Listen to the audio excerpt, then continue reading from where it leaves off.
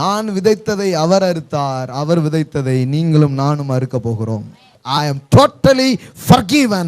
I am completely forgiven through the blood of Jesus. அந்த புண்ணியர் உங்களுக்குள் வந்ததால் நீங்கள் புனித ஸ்தலமாக, புண்ணிய ஸ்தலமாக மாற்றப்பட்டிருக்கிறீர்கள்.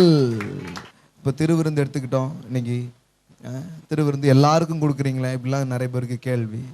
நான் கேட்குறேன், இயேசு எல்லாருக்கும் மரிச்சாரா? ஆமாயா, அதனால தான் எல்லாருக்கும் கொடுக்குறேன். அவர் எல்லோருக்கும் மரித்திருக்க, நாம் சிலருக்கு மட்டும் ரத்தம் சொந்தம், சிலருக்கு மட்டும் சரீரம் சொந்தம்னா அதில் எந்த நியாயம் இருக்குது? ஒரு நியாயமே கிடையாது. தேவனுடைய நியாயத்தை பாருங்க. அவர் சொல்றாரு, தாகமுள்ளவன் வந்து பானம் பண்ண கடவன் அப்படின்னு சொல்றாரு. நீ நம்புறியா? உனக்கு வேணுமா? நீ வந்து என்ன பண்ணிக்கலாம், எடுத்துக்கலாம். தன்னிடத்தில் வருகிற ஒருவனையும் புறம்பே தள்ளாதவர்னு பைபிளில் சொல்லியிருக்குது. இயேசு எல்லாரையும் தொட்டாருங்க, எல்லாரையும் சுகமாக்கினார். யாரையுமே அவர் புறம்பே தள்ளவே இல்லை பாருங்க. அதனால இந்த திருவிருந்தை பொறுத்த அளவுக்கும் ஜனங்க வந்து கல்லெறிவாங்க, என்னையும் எறிவாங்க, உங்களையும் எறிவாங்க. வெளியில சொன்னீங்கன்னா சின்ன குழந்தைங்களுக்கெல்லாம் கொடுக்கலாமா? இல்லை இன்னும் அடுத்தால ஒரு கேள்வி நான் கேட்குறேன், சின்ன குழந்தைங்களுக்காகவும் இயேசு மரிச்சாரா, மறிக்கலையா? நீங்கள் ஒரு நல்ல விஷயத்த சாப்பிட்றீங்கன்னா சின்ன குழந்தைங்களுக்கு கொடுக்காம சாப்பிடுவீங்களா? முதல்ல அவங்களுக்கு கொடுத்துட்டு தான் நீங்கள் சாப்பிடுவீங்க. பஸ்கா போஜனத்தை இஸ்ரவேல் ஜனங்கள் ஆசரித்த போது குழந்தைங்க தான் அங்கே மெயின் சப்ஜெக்ட் அப்படிங்கிறது உங்களுக்கு தெரியுமா? பஸ்கா விருந்தில். ஏன்னா பஸ்கா விருந்தை ஆசரிப்பதற்கும் போது ஒரு குடும்பத்திற்கு ஒரு ஆட்டுக்குட்டியை அவர்கள் தெரிந்து கொள்ள வேண்டும். அப்படி தெரிந்து கொள்ளும் போது கரெக்டாக அந்த ஃபேமிலிக்கு ஏற்ற மாதிரி கரெக்டாக பார்த்து என்ன பண்ணிக்கணும், தெரிஞ்சுக்கணும். ஏன்னா எல்லாருக்கும் அது இருக்கணும் அப்படிங்கிறது. அதை 2-3 நாளைக்கு முன்னக்கூட்டியே கொண்டு வந்து வீட்டில் கட்ட சொல்லிடுவாங்க பஸ்கா விருந்து ஆசரிக்கும் போது. ஏன் தெரியுமா? குழந்தைங்களுக்கு சில விஷயத்த சொல்லி கொடுக்கறதுக்கு தான். ஏன்னா அன்னைக்கே வந்து எல்லாம் பண்ணிட்டீங்கன்னா அவங்களுக்கு ஒன்றுமே தெரியாது. இந்த ஆட்டை கொண்டு வந்து நீங்கள் வீட்டில் கட்டும்போது இந்த குழந்தைங்களுக்கு ஒரு கேள்வி வரும். ஏம்மா இந்த ஆடு இருக்குது, ஏன்பா இந்த ஆடு இங்கே இருக்குது அப்படின்னு கேள்வி கேட்கும்போது, நாம் எகிப்திலே அடிமையாக இருந்த பொழுது இப்படி ஆட்டுக்குட்டியின் நியமத்தை நாம் ஆசரித்ததினாலே நமக்கு ஒரு பெரிய விடுதலை உண்டானது என்கிறதை அந்த குழந்தைகளுக்கு கற்றுத்தருவதற்காக தான் ஆண்டவரே அந்த விஷயத்தை என்ன பண்ணுறாரு, செய்கிறார் பாருங்க. அதனால பஸ்கா என்பதை இயேசு கம்யூனியன் என்றும் திருவிருந்தும் என்றும் என்ன பண்ணார், மாற்றினார். நான் மாற்றலை பாருங்க. இவர் பஸ்காவை கம்யூனியனோட சேர்த்துட்டாருங்கிறாங்க, நான் மாற்றலை. இயேசு தான் சொன்னார். அவர்கள் பஸ்கா விருந்தை ஆசரிக்க அமர்ந்திருந்த பொழுது இயேசு அப்பத்தை எடுத்து இது பண்ணிட்டார், இதுதான் நான் தான் பஸ்கான்ட்டார். நான் தான் உங்களுக்காக அடிக்கப்படுற ஆட்டுக்குட்டி. இப்போ தான் பைபிளே உங்களுக்கு விளங்குது. ஆடு ஆடுன்னு சொல்லிட்டே வந்தாங்களே தவிர இப்போ ஆடு திடீர்னு ஆளாயிட்டு. யாரு? இயேசு. யோவான் ஸ்நானகனுக்கு முன்னாடியே தெரிஞ்சிடுச்சு. ஞானஸ்நானம் எடுத்து கரையேறும் போதே அவர் சொல்றாரு, இதோ உலகத்தின் பாவத்தை சுமந்து தீர்க்கிற மெய்யான தேவ ஆட்டுக்குட்டி. வீட்டுக்கு ஒரு ஆடு, நாட்டுக்கு ஒரு ஆடு, ஆனா இது உலகத்தின் பாவத்தையே சுமந்து தீர்க்கிற ஒரே ஆடு, தேவ ஆட்டுக்குட்டி. இது ஒட்டுமொத்த உலகத்தின் பாவத்தை சுமந்து தீர்க்குது பாருங்க. ஹல்லேலூயா. எல்லாம் சொல்லுங்க, உலகத்தின் பாவத்தை. கிறிஸ்தவர்களின் பாவத்தையோ ஒரு மத பிரிவினர்களின் பாவத்தையோ அல்ல, உலகத்தின் பாவத்தை சுமந்து தீர்க்கிற தேவ ஆட்டுக்குட்டி. எங்கேயோ மனுஷனுடைய மனசுல ஒரு எண்ணம் இருக்கு, நான் இப்படி வாழ்ற வாழ்க்கைக்கு என் அப்பா அம்மா பண்ண பாவமோ நான் பண்ண பாவமோ அப்படின்ட்டு. அதுவே யாராவது கொஞ்சம் நல்லா இருந்தா யார் பண்ண புண்ணியமோ. ஸோ நம்ம எல்லாருக்குமே பாவ புண்ணியத்தின் மேலே பெரிய நம்பிக்கைகளோடு வளர்கிற ஒரு கலாச்சாரம் நமக்கு இருக்குது பாருங்க. அதனால தான் வேதமும் நமக்காகவே எழுதப்பட்டிருக்குது. அப்படியாப்பா, இந்த பாவத்தை எல்லாம் பரிகரிக்கும் பரிகாரியை நான் என்ன பண்ணிட்டேன், அனுப்பிட்டேன். இப்போ உன் பாவம் எல்லாம் உனக்கு மன்னிக்கப்பட்டிருக்குது, இப்போ மறுபடியும் நீ நல்லா இரு அப்படின்னு நீ நம்புறியா பாருங்க. கடவுளுக்கு உங்களை அப்படியே ஆசீர்வதிக்கிறதுல அவருக்கு ஒன்றும் பிரச்சனையே இல்லை. ஆனால் நமக்கு நம்புறதுல நிறைய பிரச்சனை இருக்குது. அதனால் என்ன பண்ணுறாருன்னா, இயேசு கிறிஸ்துவினுடைய இரத்தம் நம்முடைய மனசாட்சியை சுத்திகரிக்கிறது என்று எபிரேயருக்கு எழுதின நிருபத்தில் நாம் படிக்கிறோம். எல்லாம் சொல்லுங்க, மனசாட்சியை சுத்திகரிக்கிறது. அதாவது உங்கள் கான்சியஸை கிளென்ஸ் பண்ணுது. It cleanses our conscious. The blood of Jesus is cleanses our conscience. நம்முடைய மனசாட்சியை அது என்ன பண்ணுகிறது, சுத்திகரிக்கிற ஒரு வேலையை அது செய்கிறது பாருங்க. இயேசு கிறிஸ்துவின் இரத்தம் நம்முடைய மனசாட்சியை சுத்திகரிக்கும் போது நமக்குள்ள இருந்த குற்ற உணர்வுகள் போய் விடுகிறது. ஏன்னா குற்ற உணர்வு இருக்கிற வரைக்கும் நீ நல்லா இருப்பேன்னு சொன்னா நீங்க நம்பவே மாட்டீங்க. நீ சுகமாவேன்னு சொன்னீங்கன்னா நம்பவே மாட்டீங்க. நீங்கள் வாழ்ந்திருப்பீங்கன்னு சொன்னீங்கன்னா நம்பவே மாட்டீங்க. ஏன்னா அந்த குற்ற உணர்வு என்ன பண்ணுன்னா ஒரு கண்டம்னேஷனை உருவாக்கிக்கிட்டே இருக்கும். The guilty conscience is bring us a condemnation. Condemnation என்ன பண்ணும்? The condemnation is kills you. அது உங்களை கொன்னே போட்டுரும். அதனால தான் ரோமர் 8:1 படிக்கிறோம், அன்றியும் இயேசு கிறிஸ்துவுக்கு உட்பட்டவர்களாக இருக்கிற நமக்கு ஆக்கினை தீர்ப்பு இல்லை. That is mean there is no condemnation in Christ Jesus. எல்லாம் சொல்லுங்க, no condemnation. கண்டம்னேஷன் என்ன? எனக்கு குற்ற உணர்வு இல்லை. அதாவது கண்டம்னேஷன் ஒன்றும் இல்லை, நான் தண்டிக்கப்பட்டு விடுவேனோ என்பது எனக்கு இல்லை. I am totally forgiven. I am completely forgiven through the blood of Jesus. You are cleansed. You are washed. எல்லாம் சொல்லுங்க, I am cleansed. I am washed. இவ்வளோ வெண்மையா இருக்க எந்த சோப்பு அப்படின்னு விளம்பரத்தில் காக்குறாங்க பாருங்க. இது சோப்பு எல்லாம் இல்லைங்க, இது ரொம்ப பெருசு. It's a blood of Jesus. உன் பாவம் வந்து எப்பேற்பட்ட பாவமா இருந்தாலும் இயேசு கிறிஸ்துவோட ரத்தம் அதை கழுவுது, அதை சுத்திகரிக்கு. பாவத்தை சுத்திக்கிறதுக்கு மட்டும் இல்லாம, நான் பாவி, எனக்கு கெட்டதுதான், நான் செஞ்சதுக்கு எனக்கு கெட்டதுதான் எனக்கு அப்படின்னு உங்களுக்குள்ள இருக்கிற அந்த ஆக்கினின் உணர்வு, குற்ற உணர்வு இருக்குது பாருங்க, அதை கிளென்ஸ் பண்ணுது இயேசு கிறிஸ்துவினுடைய ரத்தம். என்ன கிளென்ஸ், என்ன சொல்லுது? இல்லப்பா உனக்கு கெட்டது நடக்காது, நான் கேரண்டி பண்றேன். The blood of Jesus gives us a guarantee. என்ன கேரண்டி கொடுக்குதுன்னா, நீ நல்லா இருப்பேன்னு ஒரு கேரண்டி கொடுக்கு. நான் எப்படி நல்லா இருப்பேன்? நான் என்னெல்லாமோ பண்ணியிருக்கேன், எப்படி நான் நல்லா இருப்பேன்? நான் பண்ணதுக்கு இதுவும் வேணும். மக்கள் பாருங்க, யாரும் அவங்கள குற்றம் சாட்ட வேண்டியதே கிடையாது. அவங்க வாயை திறந்தே சொல்லுவாங்க, நான் பண்ணதுக்கு இதுவும் வேணும், இன்னமும் வேணும்னு வர வச்சுட்டு இருக்கிறாங்க. ஏன்னா அவங்களுக்கு என்னன்னா, நம்ம அவ்வளோ பண்ணியிருக்கோம், நிறைய குறைகள் என்கிட்ட இருக்கு, அதனால நான் வாங்கினது பத்தாது, இன்னும் கொஞ்சம் நிறைய வாங்கணும் அப்படிங்கிற ஒரு எண்ணம் இருக்கு. ஆனால் கடவுள், நல்ல கடவுள், நல்ல தேவன், நீதி உள்ள கடவுள் வந்து என்ன சொல்றாருன்னா, பார்ப்பா, பண்ணதுக்கெல்லாம் வாங்கணும்னா வாழ்க்கையே இருக்காது, அதனால நான் ஒரு பரிகாரத்தை ஏற்படுத்துறேன், உனக்கு ஒரு தீர்வை நான் ஏற்படுத்துறேன். என்ன தீர்வுனா, என் குமாரனை உனக்காக நான் அனுப்புகிறேன். நீ வந்து உன் குற்ற உணர்வு, ஆக்கினை உணர்வு இதெல்லாம் நீங்கணும்னு சொல்லி நீ நினைச்சிட்டு இருக்கிற, அதனால இயேசு கிறிஸ்துவை நான் உனக்காக அனுப்புகிறேன்.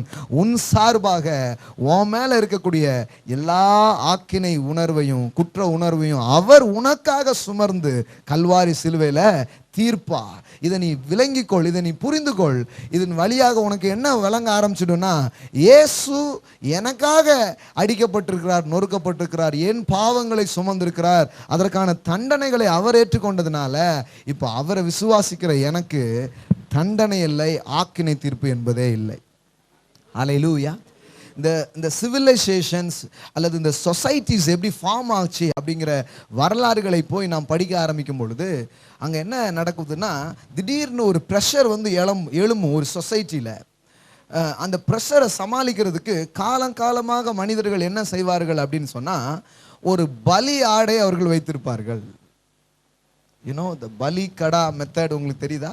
இப்போ கூட நம்ம சொல்லுவோம், என்ன பலி கடா ஆக்கிட்டாங்கடா அப்படின்னு சொல்லுவோம். கேள்விப்பட்டிருக்கீங்களா? நானா பலிக்கடா அப்படி சொல்லுவோம். தட் மீன்ஸ் என்னன்னா, இதுதான் மனுஷனுடைய வாழ்க்கை முறையில் இருந்த ஒரு காரியம். பலிக்கடான்னா என்னன்னா, அந்த அந்த ப்ரெஷரை சமாளிக்கணும்னா யாரோ ஒருத்தர் மேலே அதை வைக்கணும், வச்சா என்ன ஆகிடும், அது போயிடும்.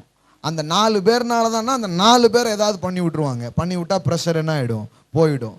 அது லிட்ரலாக கொல்றதா இருக்கலாம், ஒரு பதவியிலிருந்து நீக்கிறதா இருக்கலாம். இப்போ பாருங்களேன், இந்த அதிகாரி இப்படி பண்ணிட்டார் அப்படின்னு தேசத்தில் ஒரு ப்ரெஷர் வரணும்னு என்ன பண்ணிவிடுவோம்? நம்ம ஊரில் அதிகபட்சம் என்னென்னா, என்ன வேணாலும் பண்ணு, மாட்டிச்சுக்கிட்டா ராஜினாமா பண்ணு, இவ்வளோதான். உடனே கொஞ்சம் ப்ரெஷர்லாம் என்ன பண்ணிவிடும், அப்படியே குறைஞ்சிடும். இப்படி இந்த இந்த இந்த இந்த இந்த சொசைட்டி அப்படி தான் ஃபார்ம் ஆகுது. அந்த மாதிரி தான் இருக்குது. மனுஷனுக்கு வந்து தான் குற்றவாளி, தான் சரியில்லைன்னு ஒரு பெரிய ப்ரெஷர் பாருங்க. இப்படி ப்ரெஷர் ப்ரெஷர் ப்ரெஷர், எல்லாருக்கும் ப்ரெஷரில் அப்படியே இறக்கிறாங்க. எல்லாருக்கும் ப்ரெஷர் எப்படி இருக்குது, ஹை லெவலில் இருக்குது. இப்போ கடவுள் வந்து என்ன பண்ணாருன்னா, எப்பா இவ்வளோ ப்ரெஷரில் நீ இருக்கிற, ஒன்று அன்பு செய்யணும், நீ அன்பு செய்வியா? பாசமா இருந்தா நீ பாசமா இருப்பியா, உனக்கு அது முடியவே முடியாது. அதனால என்ன பண்றலாம்னா, ஒட்டுமொத்த ப்ரெஷரையும் நீ இந்த பலிகடா மெத்தடை நம்புறல, அதனால எல்லா ஒட்டுமொத்த ப்ரெஷரையும் யார் மேல தூக்கி வச்சுடு, இவர் மேல தூக்கி வச்சுட்டுன்னு கெத்செமனே தோட்டத்துல இறங்க ஆரம்பிச்சிடுச்சு பாருங்க. எல்லா ப்ரெஷரும் அவர் மேல இறங்க ஆரம்பிச்சிடுச்சு. வேதம் சொல்லுது, அவருடைய இரத்த நாணங்கள் எல்லாம் வெடித்து வேர்வை இரத்தத்தின் பெரும் துளிகளாய் தரையில வந்து என்ன பண்ணிச்சான், விழுந்துச்சான். அதாவது வேக்கும் போது வேர்வை வருது பாருங்க, அது மாதிரி இயேசுக்கு பிளட் வேர்வையா வந்துச்சான். எவ்வளோ ப்ரெஷர் மேல போயிருக்கும் பாருங்க. the too much of pressure, அளவு கடந்த அழுத்தங்கள் அவர் மேல போச்சு. ஏன்னா மனுஷனுக்கு என்னன்னா, இந்த ப்ரெஷர்லாம் வெளியில போனா யார் மேலேயா தூக்கி போடணும். அப்போ கடவுள் என்ன பண்றாருன்னா, ரைட்டு இதெல்லாம் இவர் மேல வச்சிடலாம், இவர் உனக்காக என்ன பண்றாரு, சுமந்து தீக்கிறாரு. அதனால நீ இப்போ எப்படி வாழலாம்னா, இந்த ப்ரெஷரே இல்லாம அழுத்தமே இல்லாத ஒரு வாழ்க்கை நீ என்ன பண்ணலாம், வாழலாம். இப்போ அவர் வந்து அழுத்தப்பட்டு நொறுக்கப்பட்டு ரத்தம் வந்து வேர்வை போல வெளியில வந்து என்ன பண்ணுது, கெத்செமனே தோட்ட கல்வாரியில தான் ரத்தம் சிந்த ஆரம்பிச்சுனா நினைக்க கூடாது. ரத்தம் எங்கவே சிந்தி ஆரம்பிச்சாரு, கெத்செமனேலே. அந்த கெத்செமனே அப்படிங்கிற வார்த்தைக்கு போய் என்ன அர்த்தம்னு படிச்சு பார்த்தீங்கன்னா, அதுக்கு என்ன அர்த்தம்னா ஆயில் ப்ரெஸ் அப்படின்னு அர்த்தம். கெத்செமனே அப்படிங்கிற வார்த்தைக்கு என்ன அர்த்தம்னா ஆயில் ப்ரெஸ். அதாவது இந்த செக்கு எண்ணெய்லாம் வந்து பிழிஞ்சு எடுப்பாங்க பார்த்தீங்களா, அதுதான் தமிழில் எப்படி சொல்லன்னு தெரில. எண்ணெய் ஆட்டும் ஆலை எப்படி சொல்லலாமா, ஆயில் ப்ரெஸ். அதுதான் கெத்செமனேங்கிற வார்த்தைக்கு அர்த்தம். உண்மையிலேயே அங்கே ஒருத்தர் ப்ரெஸ் பண்ணப்பட்டார். எந்த அளவுக்கு ப்ரெஸ் பண்ணப்பட்டார்னா, எந்த அளவுக்கு அந்த ஒலிவ கொட்டைகளை போட்டு அவர்கள் அப்படியே அங்கே நசுக்கி அந்த எண்ணெய் வெளியே வரும்படியாக ஒரு செயலை செய்வது போல இந்த உலகத்தினுடைய ஒட்டுமொத்த ப்ரெஷர் அவர் மேலே வந்தது பாருங்க. அந்த ப்ரெஷரின் காரணமாக ரத்தமே வெளியில் என்ன பண்ணிடுது, வெளியில் வருது. அவ்வளவு ப்ரெஷரை வந்து அவர் சுமக்கிறார். நீங்கள் பார்த்தீங்கன்னா மனுஷன் வந்து பாவம் செஞ்ச போது அவன் மேலே ஒரு ப்ரெஷர் வந்துச்சு, ஒரு அழுத்தம் வந்துச்சு. ஆண்டவர் சொன்னாரு, உன்னுடைய நெற்றி வேர்வை நிலத்துல சிந்துவ, அதன் வாயிலாகத்தான் வாழ்க்கை முறையே அந்த மாதிரி உனக்கு இருக்கும்பா. ஏன்னா நீ அந்த மாதிரி ஒரு சாபத்தின் வாழ்வு என்ன பண்ண தெரிந்து கொண்டா அப்படின்ட்டு. இப்போ இயேசு மனுஷனா வந்து இந்த ப்ரெஷரை, மனுஷனுடைய ப்ரெஷரை தான் மேலே ஏற்றுக்கிறதுனால இவர் நெத்தியிலிருந்து வேர்வை வருது. ஆனால் இரத்தத்தின் பெருந்துளிகளான வேர்வை என்ன பண்ணுது, வெளியில வருது. இப்போ என்ன சொல்றாரு, அந்த ஆதாம் ஏற்படுத்தின ப்ரெஷர் இருக்குது பாருங்க, அதை இப்போ ரெண்டாம் ஆதாமாகிய கிறிஸ்து தான் மேல ஏற்றுக்கொண்டு அந்த ப்ரெஷரை பிளஷரா நமக்கு மாற்றிருக்கிறார். அல்லேலூயா. அழுத்தங்களை ஆனந்தமாக அவர் மாற்றியிருக்கிறார். எல்லாம் சொல்லுங்க, அழுத்தம் இல்லை ஆனந்தம். எல்லாம் சொல்லுங்க, இயேசுவின் ரத்தம் அழுத்தங்களிலிருந்து உங்களை விடுதலையாக்கி ஆனந்தத்தை உனக்கு கொண்டு வந்திருக்கிறது. அப்போ நான் அடிக்கப்பட்டு விடுவேனோ, எனக்கு கெட்டது நடந்துடுமோ, இல்லை இல்லை, நல்லவர் ஒருவருக்கு கெட்டது நடக்க போகுது, அதான் சிலுவை. நீ என்ன நினச்சிட்டு இருக்கிற, உன் லாஜிக்கை நான் மாற்றலான்னு இருக்கிறேன் அப்படிங்கிறார். உன் லாஜிக் என்ன, நல்லது செஞ்சாதான் உனக்கு நல்லது நடக்கும், கெட்டது செஞ்சாதான் கெட்டது நடக்கும். இது நல்லது தான், இந்த லால ஒரு தப்பும் கிடையாது. ஆனால் நீ நல்லது செய்கிற ஆளா மட்டும் இல்லையே, நீ நிறைய காரியங்கள் பண்ணிட்டு குற்றவாளியாக இருக்கிற, குற்ற உணர்வில் இருக்கிற, எனக்கு கெட்டது நடந்துடுமோங்கிற பயத்திலே உட்காந்துருக்க. அதனால் உன்னுடைய லாஜிக்கை நான் மாற்றுறேன் அப்படிங்கிறார். இயேசுவை போல நல்லவர் யாருமே இல்லை. ஆனால் ஒரு நல்லவருக்கு இப்போ கெட்டது நடக்கு. ஏன் தெரியுமா, அதை பார்க்கும்போது உங்களுக்கு எனக்கும் ஒரு நம்பிக்கை உண்டாகணுங்கிறதுக்காக தான். என்ன நம்பிக்கைன்னா, இப்போ கெட்டவனாக இருக்கிற எனக்கு நல்லது நடக்க முடியும். லாஜிக்கை வந்து சேஞ்ச் பண்ணுறாரு. சேஞ்ச் பண்ணலன்னா உங்களால் பிலீவ் பண்ணவே முடியாது பாருங்க. ஒரு கெட்டதுமே பண்ணாதவருக்கு இப்போ என்னது நடக்கு, நல்லது மட்டுமே செஞ்சவருக்கு என்ன நடக்கு, கெட்டது நடக்கு. ஏன்னா கெட்டதை தான் அதிகமாக செஞ்சுருக்கிற ஒரு மனுஷனுக்கு நல்லது நடக்க முடியுங்கிறத காட்டுறதுக்கு தான் அவ்வளோ பெரிய காரியங்கள் நடக்க ஆரம்பிக்குது. இயேசுக்கு ஏன் நடந்தது, ஏன் கெட்டதெல்லாம் அவர் அறுவடை பண்ணார் சிலுவையில். எனக்கு ஏன் நல்லது நடக்கும் தெரியுமா, நான் நல்லது செஞ்சேன்ல, அவர் விதைச்சார்ல, அதெல்லாம் நான் அறுக்க போகிறேன். நான் விதைத்ததை அவர் அறுத்தார், அவர் விதைத்ததை நீங்களும் நானும் அறுக்க போகிறோம். அல்லேலூயா. இப்போ அதனால தான் இந்த கெட்டுப்போன மனுஷனுடைய கான்சியஸ்ல இயேசு கிறிஸ்துவனுடைய ரத்தம் வந்து ஒரு வேலை செய்கிறது. என்ன வேலை செய்யுது? You are forgiven, God loves you, you know God loves you so much. ஆண்டவர் உன்னை ரொம்ப நேசிக்கிறார், உன் பாவங்கள் உனக்கு மன்னிக்கப்பட்டிருக்கிறது, உனக்கு கூட நல்லது நடக்கும் அப்படிங்கிறாரு. இப்போ அதனால தான் கிறிஸ்தவ பிரசங்கங்கிறது நம்ம புண்ணியத்தை அறிவிக்கிறது இல்ல, அவருடைய புண்ணியங்களை அறிவிக்கிற கூட்டமாய் மாறிவிட்டோம். அப்படியே போட்டிருக்குது. அந்தகார இருளிலிருந்து ஆச்சரியமான ஒளிக்கு வரவழைத்தவருடைய, யாருடைய புண்ணியங்களை? இயேசுவின், அவருடைய புண்ணியங்கள் சொல்லுங்க, அவருடைய புண்ணியங்கள். ஏன்னா மனுஷனுக்கு வந்து புண்ணியத்தை சம்பாதிக்கணும், புண்ணியத்தை சேர்த்து வைக்கணும். யார் பண்ண புண்ணியமோ தான் நம்ம இன்னைக்கு நல்லா இருக்கோம் அப்படிங்கிறதெல்லாம் கான்சியஸில் இருக்குது பாருங்க.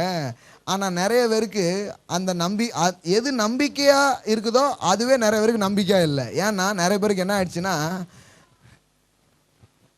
நமக்கு நடக்கிறத பார்த்தா நம்ம முன்னோர்கள் புண்ணியம் செஞ்ச மாதிரியே தெரில, உலகத்தில் இல்லாத எல்லா அட்டுழியத்தையும் பண்ணி வச்சுருக்காங்க போல அப்படிங்கிறது தான் இருக்குது. நம்மளும் ஒன்றும் பெருசாக புண்ணியம் பண்ண மாதிரி தெரில, நிறைய தேவையில்லாது தான் நம்ம வாழ்க்கையிலையும் இருக்குது. அதனால தான் மனிதர்கள் புண்ணிய ஸ்தலங்களை தேட ஆரம்பித்தார்கள். ஏதாவது ஒரு இடத்துக்கு போயிட்டுனா எனக்கு வந்து புண்ணியம் வந்து கிடச்சிடும், என் பாவ விமோச்சனம் எனக்கு கிடைக்கிறதுக்கு நான் எங்கேயாவது போய் மூங்கணும்னு புண்ணிய நதிகளையும் புண்ணிய ஸ்தலங்களையும் தேடி போனார்கள். ஆனால் புண்ணியம்ங்கிறது தான் என்னை நல்லாக்கணுங்கிற எண்ணம் மட்டும் மனுஷனுக்குள்ளே இருக்குது பாருங்க. அதனால தான் புண்ணியத்தை உலகம் தேடி கொண்டிருக்க புண்ணியம் உங்களையும் என்னையும் தேடி வந்தது. அவர் பெயர் இயேசு, அவர்தான் புண்ணியம். அதனால தான் வேதம் சொல்லுது அவருடைய புண்ணியங்களை அறிவிக்கும்படி. எல்லாம் சொல்லுங்க, அவருடைய புண்ணியங்களை அறிவிக்கும்படி. இப்போ பாருங்க, இப்போ நீங்க தான் புண்ணிய ஸ்தலம்.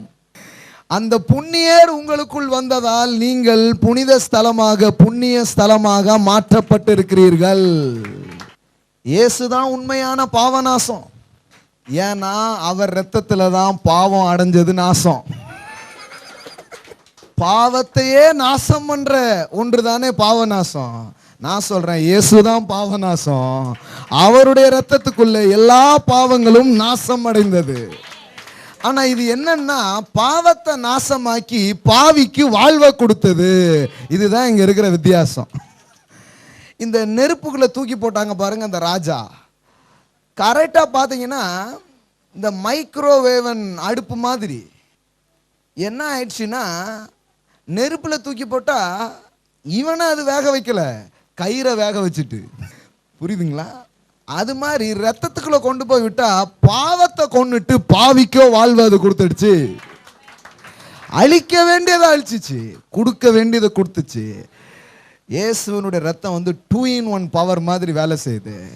கெட்டதை அழிக்குது, கெட்டவனுக்கு வாழ்வை கொடுக்குது. அல்லேலூயா.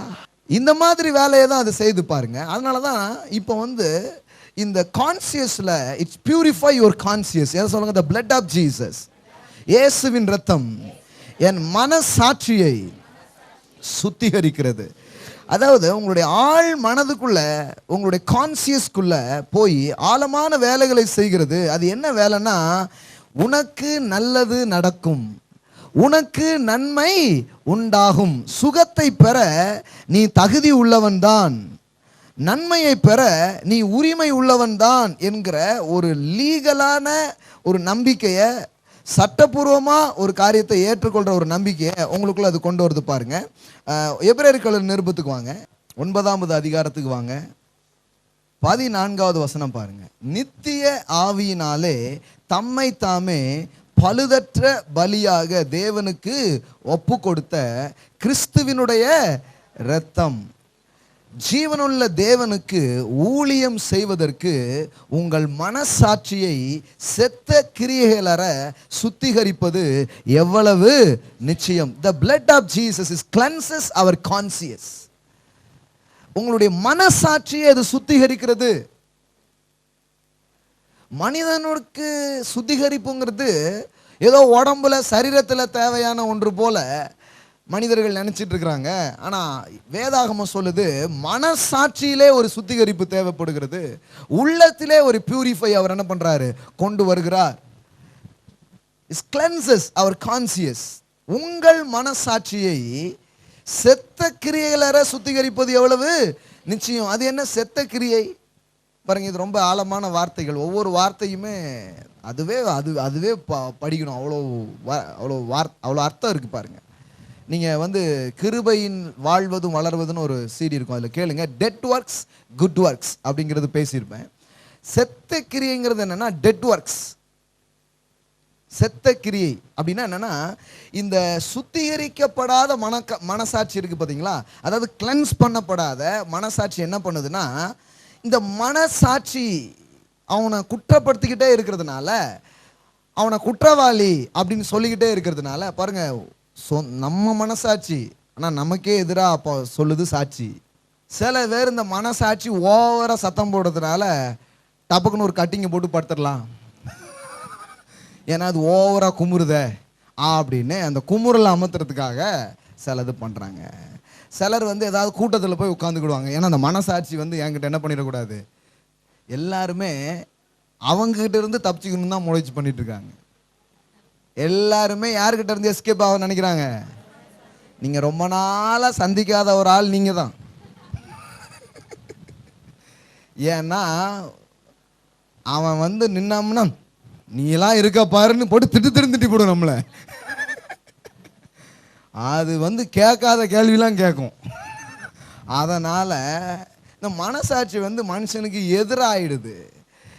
ஏன்னா அது கடவுள் வந்து அவனுக்குள்ளே வச்ச ஒரு விஷயம் பாருங்க. அது வந்து பழைய பாட்டிலே இருக்கு, நல்லவருக்கெல்லாம் சாட்சிகள் ஒன்று மனசாட்சி அப்படின்னு சினிமாக்காரனுக்கே கொஞ்சம் வெளிச்செல்லாம் வந்திருக்கு.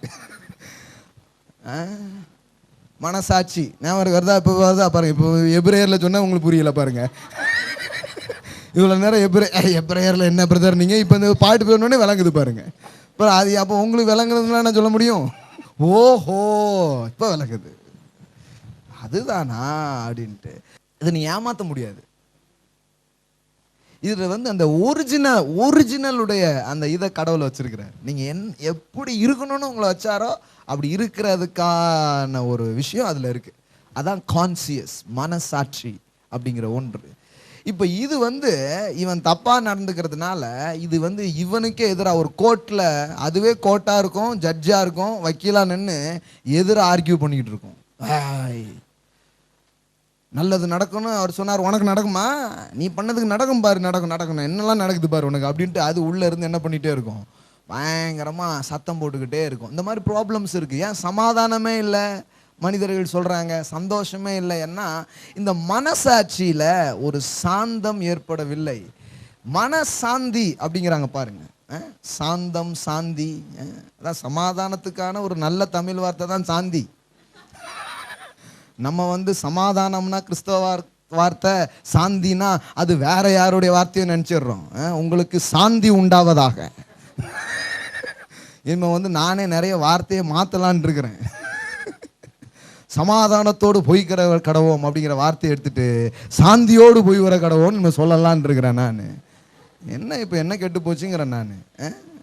விலங்குல பாருங்க, இப்படி புரியாத பாஷையை பேசிட்டு தான் ஒரு வேலும் உள்ள வர மாட்டேக்கான். ஒன்றுமே புரிய மாட்டேங்க. சர்ச்சைக்கு போனால் ஒன்றுமே பிரியல பிரதேர் அப்படிங்க. ஒன்று எப்படி பிரியும்?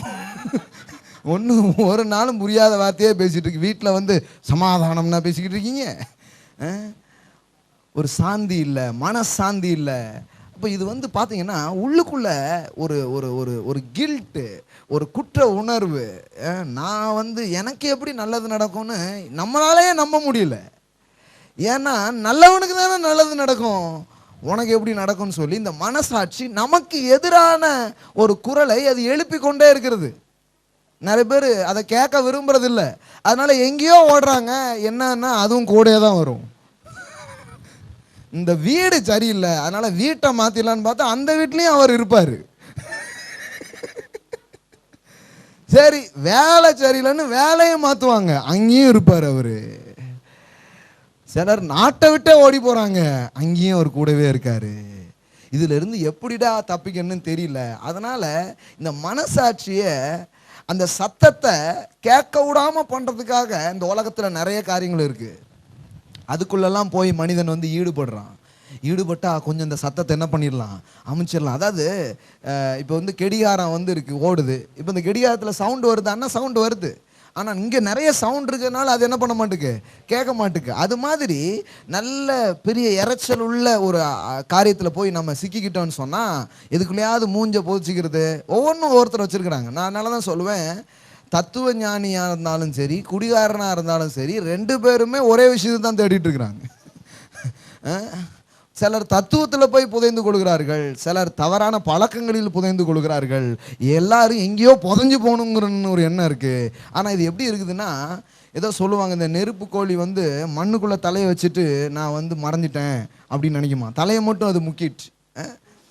இன்னொன்று சொல்லுவாங்க, பூனை வந்து கண்ணை மூடிட்டு, எந்த பூனை உங்கள்கிட்ட சொல்லிச்சு எனக்கு தெரியாது, உலகமே இருண்டுச்சுன்னு சொல்லிச்சான். ஆமாம், இவர் போய் கேட்டார்.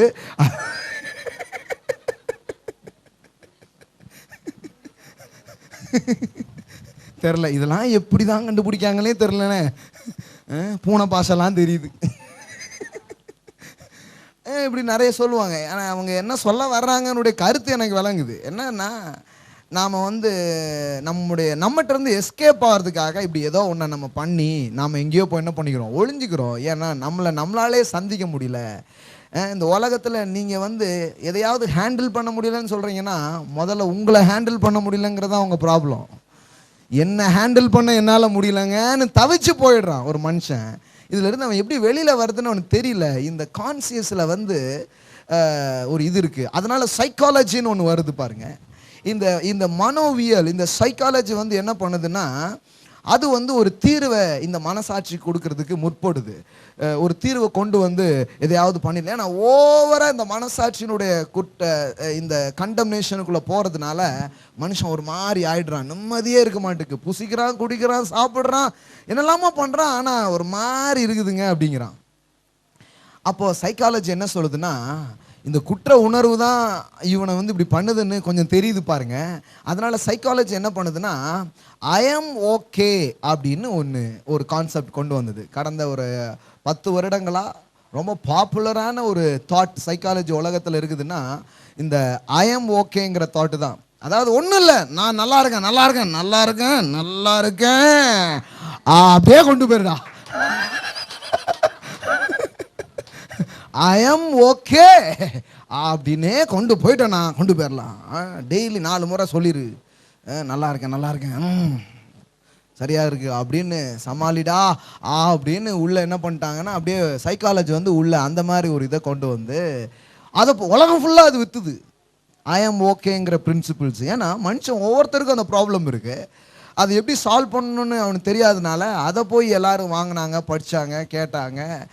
அது I am okay, I am ஓகேன்னு சொல்லி ஒரு நாள் திருப்பி கேட்டு, இவ்வளவு போய் திரும்ப திரும்ப பேசியேன்னு கேட்டு, உலகத்திலே நீ தாண்டா ரொம்ப போய் சொன்னாலுன்ட்டு மனசாச்சு. ஐ எம் ஓகேங்கிறது நாட் ஓகே. இப்போ ஒரு மாதிரி ஆயிடுச்சு பாருங்க. என்ன செய்யறதுன்னே தெரில. உங்களுக்கு புரியுதுங்களா? மனுஷன் பாருங்க, இவ்வளோ சங்கடத்தில் தான் உங்கள் வீட்டுக்காரர் இருக்கிறார், உங்கள் வீட்டம்மா இருக்கிறாங்க, நீங்கள் பார்க்குற சமூகம் இருக்குது. நான் அந்த சமூகத்தை குறித்து குற்றச்சாட்டுகளை நான் வைக்க விரும்புறதில்லை. ஏன்னா அது ஏற்கனவே காயப்பட்டு போய் தான் இருக்கு. உங்களுக்கு தெரியுமா, ஒரு காயப்பட்ட சமூகத்துல தான் நாமளும் வாழ்ந்துட்டுருக்குறோம், காயங்களோடு. சிலர் சர்ச்சுக்கு வந்திருக்கிறீங்க, இயேசுவை ஏற்றுக்கொண்டிருக்கிறீங்க, வார்த்தைகளை கேட்டிருக்கீங்க, கொஞ்சம் குணம் ஆயிருக்கிறீங்க, இன்னும் குணமாக வேண்டிய பகுதியெலாம் இருக்குது. காயப்பட்ட சமூகம் தான் சுற்றிலும் இருக்குது. எல்லாருமே எங்கேயோ நல்ல செமத்தியாக வாங்கியிருக்கிறாங்க. அப்போ இந்த கான்சியஸ் வந்து எப்படி சரி பண்ண முடியும், இது எப்படி சரியாகிறதுக்கான வாய்ப்பு எப்படிங்கிறத உலகம் வந்து இப்படி தான் முயற்சி பண்ணி பார்க்கு. ஒன்றும் இல்லை, நீ யாருக்காவது கொஞ்சம் நல்லது பண்ணு அப்படின்னு அடுத்த, அதான் செத்த கிரியை.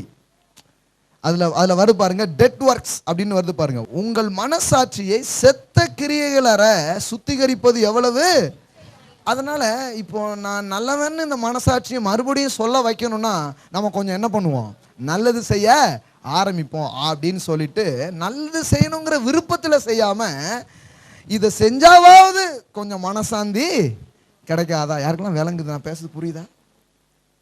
அதாவது நல்லது பண்ணுங்கிற எண்ணத்தில் நல்லது பண்ணாமல் இதுக்கு நல்லது பண்ண ஆரம்பிக்கிறோம், இதை சாந்திப்படுத்துக்கு. அதனால தான் கொஞ்சம் கொஞ்சம் கொஞ்சம் கொஞ்சம் பேர் இந்த எப்படியோ பண்ணி கொஞ்சம் பணக்காரன் ஆயிடுவான். ஆன பிறகு ஏன் ஆனோம் அப்படின்னு உட்காந்து யோசிச்சுட்டு இருப்பான்.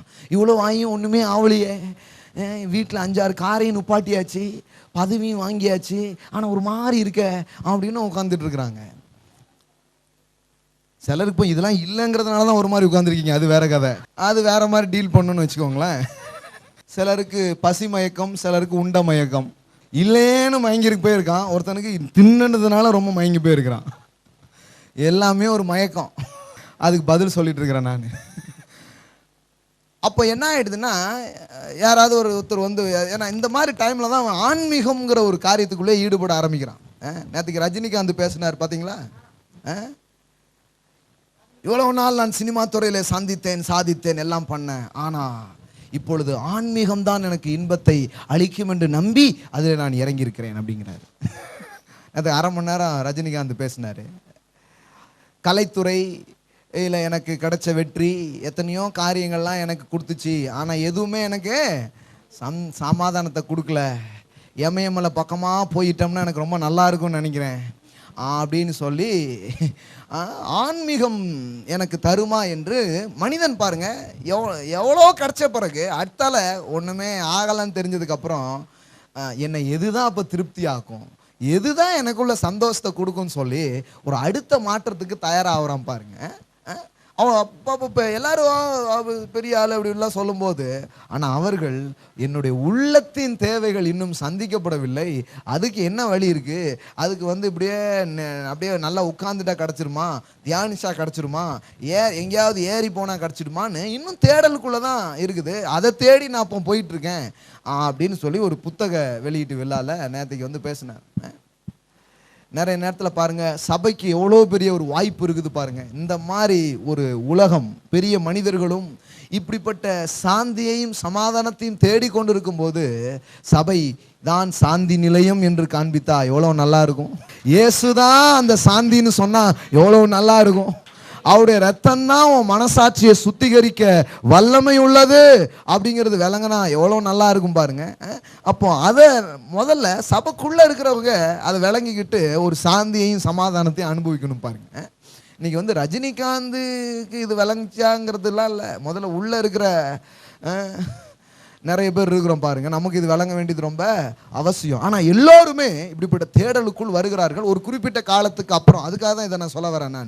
நான் எவ்வளோ தான் உயர்ந்தாலும் எவ்வளோ தான் மேலே வந்தாலும் அதுக்கப்புறம் வந்து ஒரே மாதிரி தான் இருக்குது பாருங்க. அப்புறம் என்ன செய்கிறது, இதை வச்சு ஏன் பண்ணோம், ஏன் ஜெயித்தோம், ஏன் வெற்றி எதுக்கு, இவ்வளோ காசு எதுக்கு, புகழ் இருக்குது, எல்லாம் இருக்குது, என்ன பண்ண அப்படின்னு ஒரு கேள்விக்குள்ளே அவங்க வந்துடுறாங்க பாருங்க. அப்படிப்பட்ட இதில் தான் அவங்க வந்து எங்கே போய் தேடாமல் ஏதாவது சாமியார்கள்ட்ட போய் என்ன பண்ணிக்கிறது, அப்படியே உட்கார்ந்துடுறது, எங்கேயாவது மடங்களை தேடி போகிறது. இன்றைக்கி பாருங்கள், இன்னைக்கு அரசியல்வாதிகளும் சினிமா ஸ்டார்ஸும் இன்னும் எத்தனையோ பெரிய ஆட்கள் வந்து இப்படிப்பட்ட இடங்களை அவங்க நாடுறாங்க, தேடுறாங்க, ஏதாவது கிடைக்காதா அப்படின்னு சொல்லி என்ன பண்ணுறாங்க, போகிறாங்க. ஏன்னா உள்ளுக்குள்ள மனசாட்சியில ஒரு சுத்திகரிப்பு இல்லை, ஒரு சமாதானமே இல்லை பாருங்க. அதுக்கான ஒரு தேடல் மனிதனிடத்தில் இன்னைக்கு பெரும்பாலாக அது இருக்கிறது. ஆனால் இந்த மாதிரியான இடத்துக்கு போயும் அதை நிறைய பேர் பெற்றுக்கொள்ள கடைசியில் பார்த்தா அவர் போலி சாமியார் அப்படின்ட்டு என்ன பண்ணிடுறாங்க, வெளியில் வர்றாங்க. சிலர் உள்ளே போகிறாங்க, சிலர் வெளியில் வர்றாங்க, சிலர் ஆரம்பிக்கிறாங்க, சிலர் இங்கேயும் இல்லைங்க, எல்லாம் பார்த்தாச்சுங்க, ஒன்றும் முடியலைங்க, அடுத்தால என்னங்கன்னு தெரிலங்க, இனிமேல் எதைத்தான் நம்புறதுக்குன்னே ஒரு நம்பிக்கையே இல்லை அப்படிங்கிற மாதிரி என்ன பண்ணிடுறாங்க, போயிடுறாங்க. மனிதன் வந்து இந்த நிலைமையில் இருக்கிறான் பாருங்க. ஆனால் வேதம் எவ்வளவு அற்புதமான பதிலை கொண்டு வருது. இயேசு கிறிஸ்துவின் ரத்தம் எப்படி இந்த மனசாட்சிக்கு பதிலாக மாறுகிறது, இது மட்டும் கொஞ்சம் விளங்கிக்கணும் பாருங்க. The blood of Jesus எப்படி நம்முடைய மனசாட்சி அது சுத்திகரிக்க வல்லமை உள்ளது அப்படிங்கிறத இந்த 9ஆம் அதிகாரத்தில் அவர் விவரிக்கிறாரு பாருங்க. அதை உங்களுக்கு எடுத்து காமிக்கிறேன், இது நல்லா விளங்கிக்க முடியும். 9வது வசனம் பாருங்க. பழைய ஏற்பாட்டில் இருந்து ஆசரிப்பு கூடாரத்தை குறித்து அவர் என்ன பண்ண ஆரம்பிக்கிறார், பேச ஆரம்பிக்கிறார். இந்த பழைய ஏற்பாட்டில் இருக்கிற ஆசரிப்பு கூடாரம் மகா பரிசுத்த ஸ்தலம்ங்கிற இடத்துல என்ன பண்ணுவாங்க, வைப்பாங்க. அதுக்குள்ள சில பொருட்கள் இருக்கும், இதெல்லாம் இருக்கும். இந்த பலி செலுத்தப்படுகிற அந்த நாளிலே, the day of adornment என்று சொல்லப்படுகிற அந்த நாளிலே பிரதான ஆசாரியன் அந்த இரத்தத்தை எடுத்துக்கொண்டு அந்த கூடாரத்துக்குள்ளே அவன் என்ன பண்ணுவான், நுழைவான். அப்படி நுழையும் போது என்னெல்லாம் செய்வான் அப்படிங்கிறத பற்றிய ஒரு காரியத்தை அவர் விளக்குகிறார். அதன் மூலம் இன்னைக்கு இயேசு கிறிஸ்துவின் ரத்தம் எப்படி நமக்கு காரியத்தை பண்ணுதுங்கிறத அவர் சொல்றார். 9வது வசனம் பாருங்க. அந்த கூடாரம் இக்காலத்திற்கு உதவுகிற ஒப்பனையாய். அப்போ படிக்கணும். இது பழங்கால கதை அல்ல, இக்கால கதை. ஒப்பனை உதவுகிற ஒப்பனையா இருக்கிறது. அதற்கு ஏற்றபடியே செலுத்தப்பட்டு வருகிற காணிக்கைகளும் பலிகளும் ஆராதனை செய்கிறவனுடைய மனசாட்சியை பூரணப்படுத்த கூடாதவைகளாம். அதாவது சிலர் காணிக்கையும் பலியையும் செலுத்தி இந்த மனசாட்சியிலே ஒரு பூரணத்தை பெற்றுவிட முடியும் அப்படின்னு ரிலீஜியன் பிராக்டிஸில் என்ன பண்ணுறாங்க, ஈடுபடுகிறார்கள். எப்படி நன்மை செய்வது, பல ரகங்கள் இருக்குது. இப்போ ரஜினிகாந்த் இவ்விதமாக தேடினாருன்னு வச்சுக்கோங்களேன், ஆன்மீகத்தில் அப்படியே போனோம்னா கிடைக்கணுன்ட்டு. இப்போ கமல்ஹாசன் இன்னும் நிறைய பேர் இருக்காங்க. அவன் என்ன சொல்லுவாங்கன்னா, ஒன்றும் இல்லைங்க, மக்கள் சேவை பண்ணாலே மகேசன் சேவை தாங்க. அவன் ஒவ்வொரு தத்துவத்தையாக கண்டுபிடிக்கிறான். என்ன கண்டுபிடிக்கிறான்னா, ஒன்று கடவுளுக்கு முன்னாடி போய் கிடைக்கல, இல்லை 4 பேருக்கு நல்லது பண்ண, அவனும் அதான் தேடுறான். 4 பேருக்கு நல்லது பண்ணால் எனக்கு கிடச்சிருமான்னு தேடுறான். சிலர் இப்படி ஆன்மீகத்தில் நம்ம ஈடுபட்டால் கிடச்சிருமா, என்ன காணிக்கைகள், நான் கோயிலுக்கு அதை கொடுக்குறேன் இதை கொடுக்குறேன் அப்படின்னு சொல்லி என் காசை கொஞ்சம் தூக்கி நான் கொடுத்துட்டா கொஞ்சம் என் மனசாட்சி என்ன யூ ஆர் குட் அப்படின்னு சொல்லிடுமா, நீ நல்லவன்னு சொல்லிடுமா அப்படின்னு ஒரு ப்ராக்டிஸ்குள்ள என்ன பண்ணுறான், இறங்கி பார்க்குறான். பாருங்கள், இது எல்லாமே நல்லது தான். நான் அதனால தான் டெட் ஒர்க் குட் ஒர்க்ஸ் பற்றி நீங்கள் கேளுங்க, உங்களுக்கு நல்லா புரியும். இது எல்லாமே நல்லது தான். ஏழைகளுக்கு உதவலாமா, நல்லது. காணிக்கைகள் செலுத்துவது தவறுங்களா, தவறு கிடையாது. ஆனால் எந்த ஆட்டிடியூட்ல இருந்து, எந்த மனசுல இருந்து அது வருதுங்கிறது ரொம்ப முக்கியம். இயேசு இங்கே டீல் பண்ணுறார். சிலர் இப்படி செலுத்துவதனாலேயே எனக்கு ஒன்று கிடச்சிடுதுங்கிறதுக்காக அதை பண்ணிக்கிட்டே இருக்கிறாங்க. அப்போ அதை தான் அவர் மாத்துறாரு. எப்போ அப்படி கிடையாதுன்னு அவர் என்ன பண்ணுறாரு, விவரமாக சொல்கிறாரு. காணிக்கைகளும் பலிகளும் ஆராதனைகளும் செய்கிறவனுடைய மனசாட்சியை பூரணப்படுத்தக்கூடாதவைகளாம். பழைய ஏற்பாட்டில் அதான் பண்ணாங்க, பலி செலுத்தினாங்க, காணிக்கை செலுத்தினாங்க. ஆனால் மனசாட்சி அது என்ன பண்ணவே இல்லையா, பூரணப்படுத்தவில்லை, சாந்திப்படுத்தவில்லை, மனதிலே நிம்மதி பிறக்கவில்லை. அதான் அர்த்தம், புரிகிற மாதிரி சொல்றதா இருந்தா. இப்போ கவனிங்க, இவைகள் சீர்திருத்தல் உண்டாகும் காலம் வரைக்கும். பைபிள்லே பாருங்க, ரெவல்யூஷன், சீர்திருத்தல்னா என்ன, சீர்திருத்தல் காலம், சீர்திருத்தல் உண்டாகும் காலம் வரைக்கும் நடந்தேறுகிறபடி கட்டளிடப்பட்ட போஜன பானங்களும் பலவித ஸ்தானங்களும் சரீரத்துக்கு ஏற்ற சடங்குகளே அல்லாமல் வேறே இந்த சடங்குகள் வழியாகத்தான் சுத்திகரிப்பு நடக்கிறது அப்படின்னு சொல்லி பலவித சடங்குகளை மனிதன் கை கொள்ள ஆரம்பிக்கிறான். இப்படி பண்ணிட்டா இதை இப்படி தான் பண்ணணும், இதை அப்படி தான் பண்ணணும், இதை இப்படி தான் செய்யணும், சடங்குகள், சம்பிரதாயங்கள். ஏன்னா அவன் என்ன நினைச்சிட்டான்னா, இப்படிலாம் பண்ணிட்டாதான் ஒரு சுத்திகரிப்பு இருக்கும், ஒரு ஒரு சுத்தம் இருக்கும், ஒரு பாதுகாப்பு நமக்கு உண்டாகும் சொல்லி சடங்குகளை அவன் செய்ய ஆரம்பிச்சான். பழைய ஏற்பாட்டிலையும் அதை பண்ணாங்க அப்படிங்கிறத நம்ம என்ன பண்றோம், படிக்கிறோம். ஆனா அவர் இந்த சடங்குகளின் வழியாக எப்படி அது இயேசுவில போய் அந்த சடங்குகள் நிறைவேறுகிறதுங்கிறதுக்கு காட்டுறதுக்காக தான் அவ்வளவு சடங்குகளையும் அவர் வைக்கிறாரு. மன்னான்னா அந்த மன்னாவை சாப்பிட்டவன் மண்ணுக்குள்ளே போயிட்டான். ஆனா வானத்தில் இருந்து இறங்கின மெய்யான அப்பம் நானே அப்படின்னு இயேசு சொன்னார். பாருங்க, பழைய ஏற்பாட்டில் இருக்கிற அந்த எல்லா சடங்குகளையும் இஸ் பாயிண்ட் அவுட் ஜீசஸ். அது எங்க நோக்கி போகுதுன்னா, அது இயேசுவை நோக்கி போகும்படியான எல்லா காரியமும் இருந்தது. ஆனா இப்ப என்ன பிரச்சனைனா, இயேசு வந்ததுக்கு அப்புறமும் இப்ப சடங்குகளே பிடிச்சிட்டு இருக்கிறது தான் பெரிய பிரச்சனை. ஒருத்தன் சாமி கும்பிடும் போது கொசு கடிச்சிட்டு வாங்கி ஒரு தட்டு தட்டினானா தொடையில, அந்த ஊருக்கு பூசா வந்த ஒருத்தன், ஓஹோ இந்த சாமி இப்படிதான் கும்பிடணுமான்ட்டு அவனும் சாமின்ட்டு ஒரு தட்டு தட்டினானா, அப்புறம் தொடை தட்டி சாமின்னு போட்டு வச்சுட்டாங்களாம். அந்த ஊர்ல இருந்து வந்த ஒவ்வொருத்தனும் என்ன பண்ணிருக்கான், தொடை தட்டணும்ல, தட்டினாதான் அவர் கேட்பாரு அப்படின்ட்டான். எல்லாரும் தட்ட ஆரம்பிச்சிட்டான் தொடைய. இது என்னன்னா, இதுதான், அது என்ன பர்பஸ்க்காக வந்ததுன்னு தெரியல. ஏன் இப்படி பண்றீங்க தெரியலங்க, உங்க முன்னோர்கள் தட்டி தான் கும்பிட்டுருக்காங்க, நானும் என்ன பண்ண போறேன், சாமி குத்தம் ஆயிடக்கூடாது, ஏதாவது தப்பு தண்டாவா போயிடக்கூடாது அப்படின்னு சடங்குகளுக்குள்ளே அடிமைப்பட்டு போகிற ஒரு நிலை இது கிறிஸ்தவத்திலே இருக்குது. ஒன்றும் இல்லை, இப்போ இங்கே இந்த இதை வச்சிருக்கேன், அப்படியே பேசிட்டு இருக்கிறேன், இதை சில இடத்துல இங்கேருந்து இங்கே தூக்கி வச்சிங்கன்னு வைங்களேன், அந்த வாரமே ரணகலமாயிரும். அது எப்படி புல்பீட்டை இங்கே தூக்கி வைக்கலாம் அப்படிங்கிறதே பெரிய சண்டையா மாறிடும். ஏன்னா புல்பீட்டினுடைய பர்பஸ் தெரியல, வெறும் சடங்குகள் மட்டும் தெரியுது, அதனால சண்டைகள் அங்க என்ன பண்ணுது, உண்டாகுது. அதாவது நோக்கம் புரியாத சடங்குகள் சண்டைகளை ஏற்படுத்துகிறது. இவ்வளவுதான் விஷயம். ஏன் இன்னைக்கு எல்லாம் அடிச்சுக்கிறான் பிடிச்சிக்கிறான், எல்லா காரணம் என்னன்னா அந்த சடங்குகள் என்ன நோக்கத்துக்காக வந்ததுன்னு என்ன பண்ணவே இல்லை, தெரியவே இல்லை பாருங்க. ஆனா எல்லாமே போய் இயேசுவில் முடிவடைஞ்சிடுச்சு. இப்ப இயேசுன்னு ஒருத்தர் உள்ள வரும்போது எல்லா சடங்குகளும் அவருக்குள்ள பூர்ணமாயிடுது. இதுதான் விஷயம்.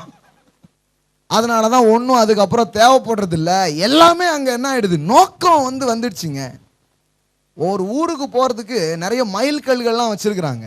அந்த மைல்கல்களில் இன்னும் 5 கிலோமீட்டரில் நீங்கள் மதுரை வருகிறது, இன்னும் சென்னை வருகிறதுன்ட்டு ஒரு இது போட்டுக்கிட்டே இருக்கிறாங்க.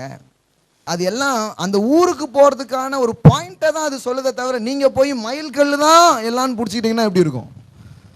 அது மாதிரி தான் சடங்குகள் எல்லாமே பாரு, இது எப்படி பண்ணுதோ அது மாதிரி தான் அவர் ரத்தம் செய்து, இது எப்படி பண்ணுதோ அது மாதிரி தான் அவர் செய்கிறாருன்னு அவர் செய்கிறத விலக்கி காட்டுறதுக்காக ஒரு சடங்கு. இன்னும் உங்களுக்கு புரியுற மாதிரி சொல்கிறேன். ஏன்னா நம்ம டெமான்ஸ்ட்ரேட் பண்ணி தான் சில விஷயம் புரிய வைக்க முடியும். பழைய முன்னாடி உள்ள ஒரு விஷயம் தான் உங்களுக்கு தெரியும். ஒரு ஊரில் குடிப்பதினால் வருகிற தீங்குகளை விவரிப்பதற்காக கொஞ்சம் ஆல்கஹால் எடுத்து அதில் புழுவெல்லாம் என்ன பண்ணியிருக்காங்க, தூக்கி போட்டிருக்காங்க. அந்த ஊரில் இருக்கிற குடிமகன்களை எல்லாம் கூப்பிட்டு உட்கார வச்சு எல்லாம் பாருங்க, ஆல்கஹாலுக்குள்ள புழு போட்ட என்ன ஆயிடுச்சு, செத்து போயிடுச்சு. இதுலேருந்து என்ன தெரியுது, குடிச்சோன்னா வயிற்றுல இருக்க புழுலாம் செத்து போயிடும் தெரியுது.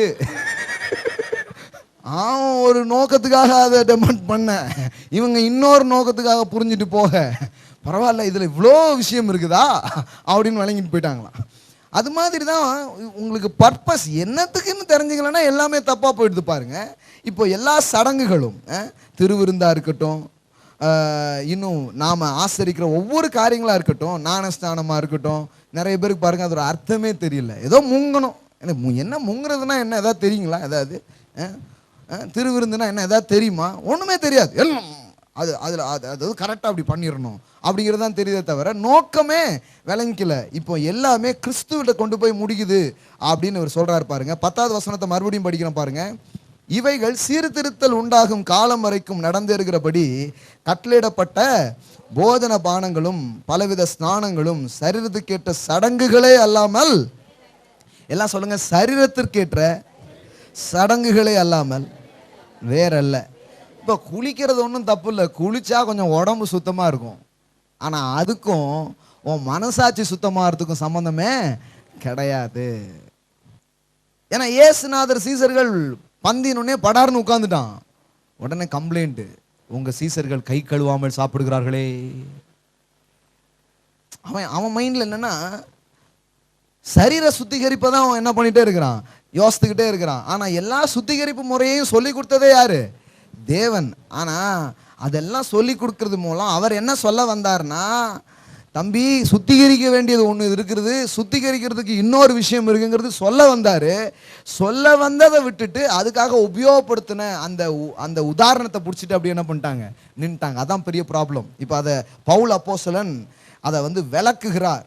இப்போ பாருங்க 11, கிறிஸ்துவானவர் வரப்போகிற நன்மைக்குரிய பிரதான ஆசாரியராய் வெளிப்பட்டு கையினால் செய்யப்பட்டதாகிய இந்த சிருஷ்டி சம்பந்தமான கூடாரத்தின் வழியாக அல்ல, பெரிதும் உத்தமமான கூடாரத்தின் வழியாகவும் வெள்ளாட்டுக்கடா இளம் காலை இவைகளுடைய இரத்தத்தினாலே அல்ல, தம்முடைய சொந்த இரத்தத்தினாலும் ஒரே தரம் மகா பரிசுத்த ஸ்தலத்தில் பிரவேசித்து நித்திய மீட்பை உண்டு பண்ணினார்.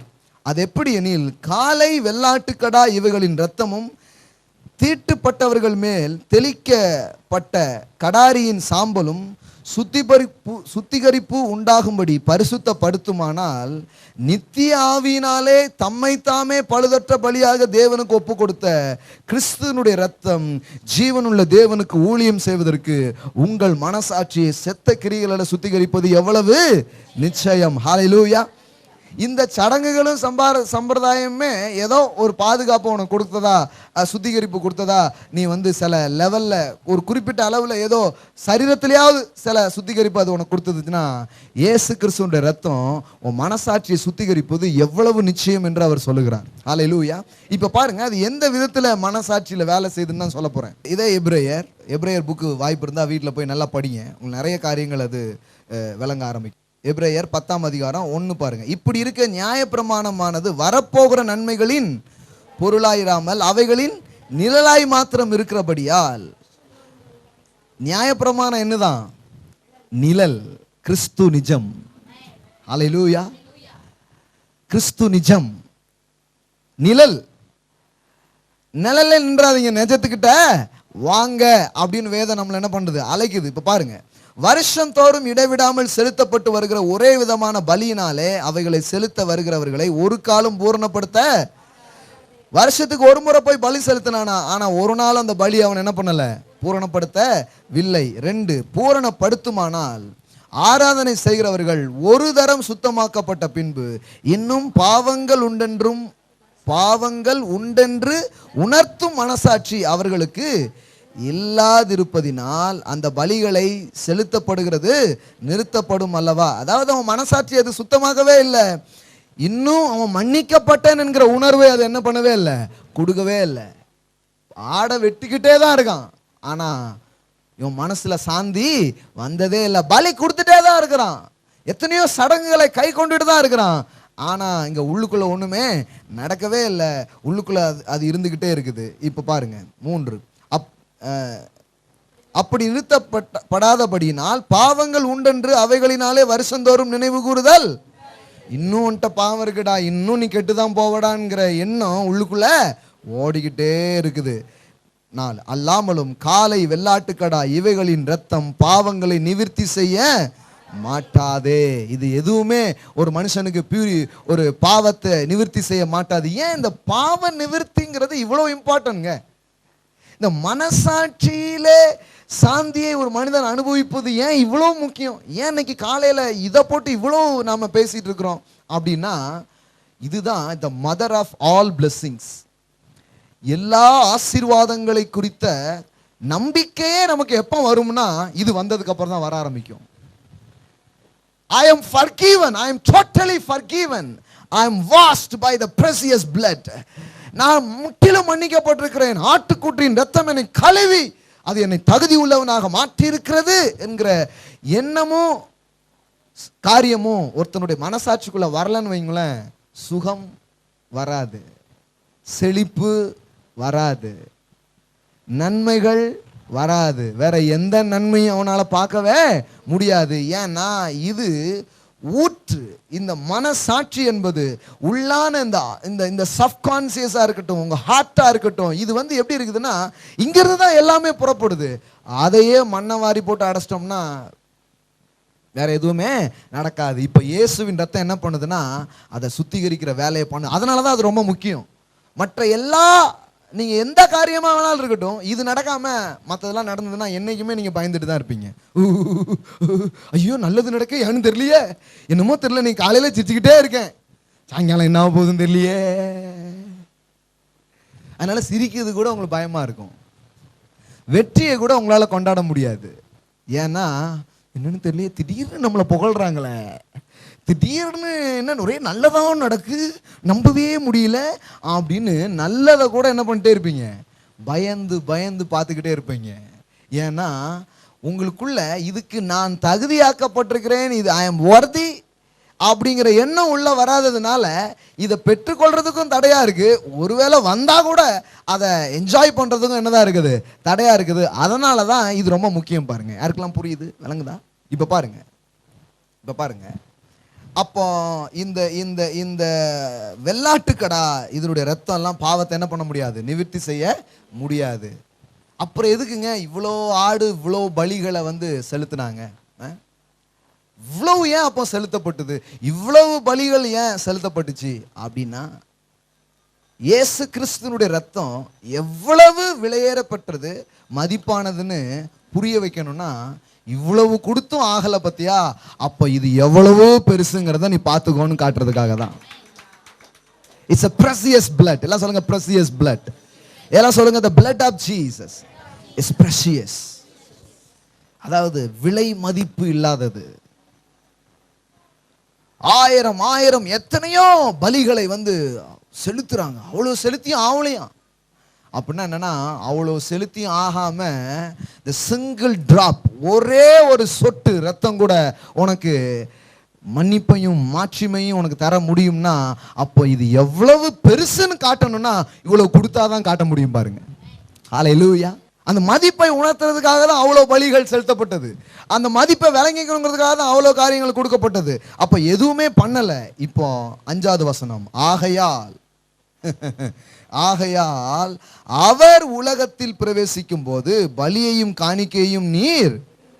ஐயோ, கடவுளை இந்த இவனை கடந்து பலி செலுத்திட்டே இருந்தான் பாத்தீங்களா? அவர் சொல்றாரு, அதை நீர். எல்லாம் சொல்லுங்க, தேவன் பலி கேட்கிற தேவன் கிடையாது. பலியில் அவருக்கு என்ன இல்லையா? ஐயோ, இது தெரியாம தான் இவ்வளோ ஆட்டம் வெட்டிக்கிட்டு இருந்தோமா, இவ்வளோ மாட்டை கொண்டுகிட்டு இருந்தோமா? விரும்பவில்லைன்னு போட்டிருக்குது. பலியில் அவருக்கு என்ன இல்லை? அப்புறம் எதுக்கு பலியை அவர் தானே கொடுக்க சொன்னாரு, அவர் தானே செய்ய சொன்னாருன்னா, அவருக்கு விருப்பங்கிறதுனால இல்லை, எனக்கு சில விஷயம் டீச் பண்ணுங்கிறதுக்காக, எனக்கு சில காரியத்தை போதிக்கணுங்கிறதுக்காக தான் அதை அவர் செய்ய சொன்னார். விரும்பவில்லை, ஒரு சரீரத்தை எனக்கு ஆயத்தம் பண்ணினீர். 6 சர்வாங்க தகன பலிகளும் பாவ நிவாரண பலிகளும் உமக்கு பிரியமானது அல்ல. என்ன திடீர்னு குண்டதுக்கு போடுறீங்க?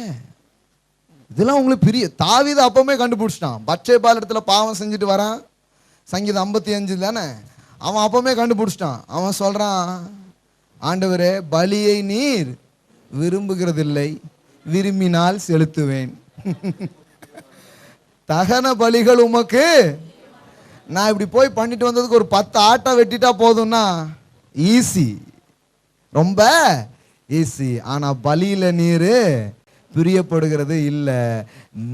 நறுங்குண்ட இருதயத்தை புறக்க நீர். அப்படின்னா என்னன்னா, இந்த பலியெல்லாம் நீ விரும்பலைங்கிறத அப்பவுமே அவனுக்கு வெளிப்பாடு கிடைக்குது பாருங்க. அதனாலதான் பழைய ஏற்பாட்டிலேயே ஒரு புதிய ஏற்பாட்டு மனதோடு இருந்த ஒரு ஆள் யாருன்னா அவன் தாவீது தான் பாருங்க. அதனாலதான் ஆசாரியர்கள் மட்டும் சாப்பிடக்கூடிய அப்பத்தான் அவன் போய் சாப்பிட்டு வந்துட்டான். அப்பமே எல்லாம் அவன் போய் சாப்பிட்டு வந்துட்டான். பசியா இருக்கு போ அப்படின்னு சாப்பிட்டு வந்துட்டான். ஆசாரியர்கள் மட்டும்தான் சாப்பிடணும். அந்த மாதிரி தேவ சமூகத்தின் அப்பங்கத்தை இவன் போய் என்ன பண்ணிட்டான்? சாப்பிட்டு வந்துட்டான். ஜீசஸே அதை ஒரு முறை கோட் பண்றாரு. ஏன்னா இயேசுவின் சீசர்கள் அப்படி போயிட்டே இருக்கும்போது கொஞ்சம் கடை அங்கே இருந்திருக்கும் போல, போற வழியில இந்த கதிர்களை எல்லாம் இப்படி இது பண்ணி எல்லாரும் கசக்கி சாப்பிட்டுட்டு வந்திருக்காங்க. அங்கேயும் 2 பேர் கூட வந்திருக்காங்க. பாருங்கய்யா, உங்க சீசர்கள் பண்ணக்கூடாத வேலையெல்லாம் பண்ணிட்டு இருக்கான். பக்கத்து வீட்டு தோட்டத்தில் மாங்காய் பிடிச்சி தின்னுக்கிட்டு கதிரை பொறுக்கி தின்னுக்கிட்டு வரான் பாருங்க அப்படிங்கிறான். உடனே ஏசு சொன்னாரு, தாவீதும் அவனோடு இருந்தவர்கள் பசியா இருந்த போது செய்ததை அறியீர்களா அப்படின்ட்டாரு. ஏன் ஆளை திட்டுறதை நிறுத்து அப்படின்ட்டாரு. இங்க ஜீசஸ் நீங்க பாத்தீங்கன்னா இவங்களை கொட்டுவாரு, ஆனா ஒரு ஆளையும் கொட்ட விட்டதே கிடையாது. எப்பமா நீங்க பாத்துருக்கீங்களா? நல்லா சொல்லு, நான் சொல்லிதான் விளங்கல, நீ நான் சொல்லு பரிசையனே. ஒரு ஆளையும் அவர் திட்ட விட்டதே கிடையாது பாருங்க. நீங்க நல்லா கவனிச்சு பாருங்க, ஃபுல் பைபிளையும் படிச்சு பாருங்க. இவர் நிறைய சொல்லுவாரு, எப்பந்தான் விசுவாசம் வர போதே போ அப்படின்னு. இவர் நிறைய அவங்கள ட்ரெயின் பண்ணியிருக்கிறாரு, இவ்வளோ பண்ணியிருக்கிறாரு. ஆனால் யாராவது சீசர்கிட்ட வந்தாருன்னா நல்ல ஒரு கடிச்சு விட்டுருவாரு. நல்லா போய் படிச்சு பாரு, உங்க வேதத்தை போய் வாசித்து பாரு, தாவீது என்ன பண்ண படிச்சு பாரு அப்படின்ட்டு. அந்த தாவீது அந்த மாதிரி ஒரு பழைய ஏற்பாட்டிலே அந்த அந்த அந்த மனதை அவனுக்கு இருக்கு. தேவனுடைய இருதயத்தை அவன் புரிஞ்சுக்கிறான். அதை தான் இங்கே அவர் அவன் சொல்றான், பலியில் நீ என்ன பண்ணல. இப்போ கடவுளுக்கு பாருங்க, இயேசு கிறிஸ்துவனுடைய ரத்தம் யார் மனசாட்சியை சுத்திகரிக்கு? Is cleanses God conscious or our conscious? Hello, இதுதான் பாயிண்ட் ஆஃப் எம்பசைஸ். கரெக்டா தெரிஞ்சுக்கோங்க. இயேசுவின் ரத்தம் கடவுளை சாந்திப்படுத்த சிந்தப்படுத்தப்படவில்லை, உங்களையும் என்னையும் சாந்திப்படுத்த சிந்தப்பட்ட ரத்தமாக இருக்கிறது. It's not cleanses God conscious, it cleanses your conscious. ஆனா நம்ம என்ன நினைச்சிட்டோம்னா, சாமி ரத்தம் கேக்கு அப்படின்னு அந்த பின்னணியிலிருந்து வர்றதுனால நம்ம மைண்ட்ல என்ன ஆயிடுச்சுன்னா, நம்ம சாமியும் என்னதான் கேக்கு, ரத்தம் தான் கேக்கு. ஆனா இவருக்கு என்ன, ஜீசஸ் பிளட் ரொம்ப பிடிக்கும் போல. அப்படின்னு பிளட்டை கேட்குன்னு நம்ம நினைச்சிட்டோம். நான் சொல்றேன், பிளட்டு கடவுளுக்கு தேவையில்ல, பிளட்டு உங்களுக்கு எனக்கும் தேவை. It's need us. இது உங்களுக்கு எனக்கும் தேவை. இது நாம என்ன நினைக்கிறோம்னா, கடவுள் நம்ம மேல கடுப்பா இருக்கிறார். இயேசு ரத்தத்தை சிந்தின உடனே கடவுளின் கடுப்பு போய் கடவுள் சாந்தி ஆயிட்டார்னு நினைக்கிறோம். ஹலோ, ரத்தம் கடவுளை சாந்திப்படுத்துவதற்காக சிந்தப்பட்டதாக வேதாகமத்தில் எங்க போட்டிருக்குது? எடுத்து பாருங்க, ஒரு வசனமாவது படிச்சு பாருங்க. ரத்தம் கடவுளின் மனசாட்சியை சாந்திப்படுத்துகிறது இல்லை, ரத்தம் மனிதனின் மனசாட்சியை கழுவுகிறது, சுத்திகரிக்கிறதாக இருக்கிறது. ஏன்னா மாற்றம் கடவுளுக்கு தேவையில்லை, மாற்றம் மனிதனுக்கு தான் தேவை. நாம் என்ன நினைக்கிறோம்னா, இயேசுவின் ரத்தம் சிந்தினதுக்கு அப்புறம் தானே இந்த ஆளு நம்ம மேல பிரியமாயிட்டாரு அப்படின்னு நினைக்கிறோம். எவ்வளவு தப்பான எண்ணம் பாருங்க. பிரியம் இருந்ததுனால தான் ரத்தம் சிந்ததுக்கே தன் குமாரனே இந்த பூமிக்கு கொடுத்தார். கரெக்டா பைபிள் படிங்க. ஆனா நம்ம அப்படியே இந்த இடத்துல கொஞ்சம் மாறி போயிட்டோம், ட்ராக் மாறிடுச்சு. நம்ம என்ன நினைச்சோம்னா, கடவுள் ரத்தம் கேட்கிறாருட்டான். கடவுள் ரத்தத்துல பிரியமே இல்லைங்கிறத எத்தனை வசனம் உங்களுக்கு காமிக்கணும்? நான் அதுல விருப்பமே படுறதில்ல தம்பி அப்படின்ட்டாரு. எனக்கு தேவையே இல்லை ரத்தம், அவருக்கு தேவை இல்லைங்க, ரத்தம் உங்களுக்கு எனக்கும் தேவை. ஹல்லேலூயா. It cleanses our conscience. பாவம் செய்த போது ஆதாமை அள்ளிக்கொள்ள தேவன் ஆசைப்பட்டார். ஆனா ஆதாமால கடவுள் தன்னை அள்ளிக்கொள்வார் என்பதை அவனால் நம்ப முடியவில்லை. கடவுள் தன்னை ஏற்றுக்கொள்வார்ங்கிறத அவனால நம்ப முடியல. ஆதாமே வானா ஓடுறான். அவர் சத்தத்தை, பாவம் செய்தவுடன் கடவுள் ஓடினார்னு போடல. அல்லோ. ஆனா நம்ம மைண்ட்ல இருக்கிறதுலாம் என்னன்னா, பாவம் பண்ணோடனே அவர் ஓடிட்டதான் நம்ம நினைச்சிட்டு இருக்கோம். அவர் எங்க ஓடினாரு? தாவீது அது கரெக்டா கண்டுபிடிச்சிட்டான். ஐயா, நான் பாதாளத்துல போய் படுக்க போட்டாலும் உமது கரம் அங்கே என்னை பிடிக்கிறது, என் கூடவே இருக்கிறீங்க.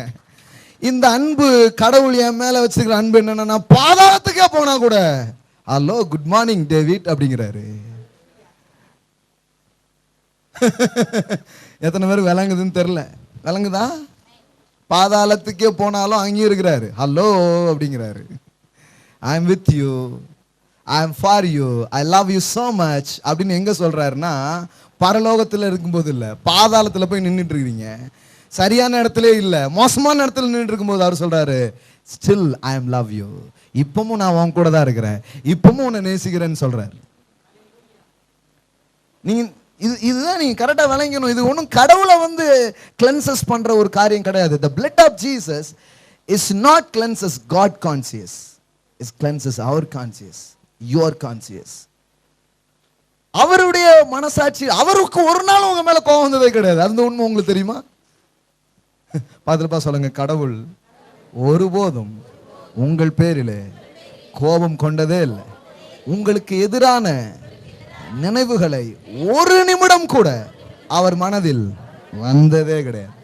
அந்த அளவுக்கு அவருடைய பார்வையில் நீங்கள் பிரியமானவர்கள், அவ்வளவு அவருடைய நேசத்துக்கும் பாசத்துக்கும் உரியவர்களாக நீங்கள் இருக்கிறீர்கள். ஹல்லேலூயா. ஈவன் சிங்கிள் மினிட் உங்களுக்கு எதிராக அவர் யோசித்ததே கிடையாது. இந்த அன்பை எனக்கு புரிய வைக்கணும்னா, அவர் குமாரனை கிழிச்சேன். மனுவர்க்கம் தேவன் தந்த அழகிய பரிசாகிய இயேசுவை கிழித்து போட்டது.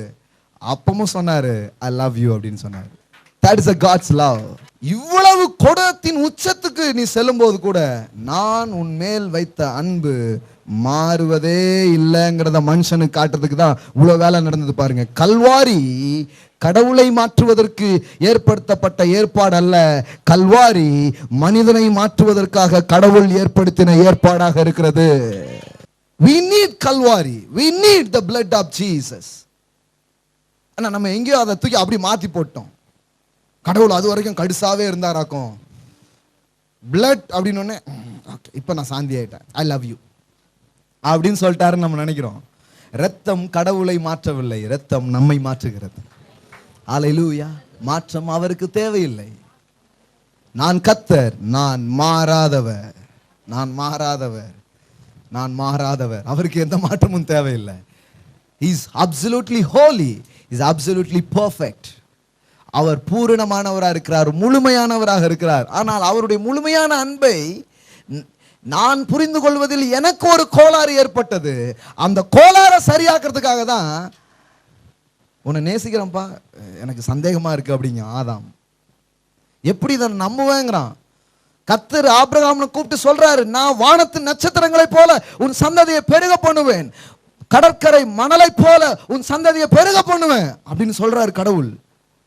அவன் சொல்றான், எதினால் இதை நான் நம்புவேன் அப்படிங்க. I cannot believe God. நீங்க ரொம்ப பெருசு பெருசா பேசுறீங்க, என்னால் அதை நம்பவே முடியல. சொன்னானா ஆபிரகாம்?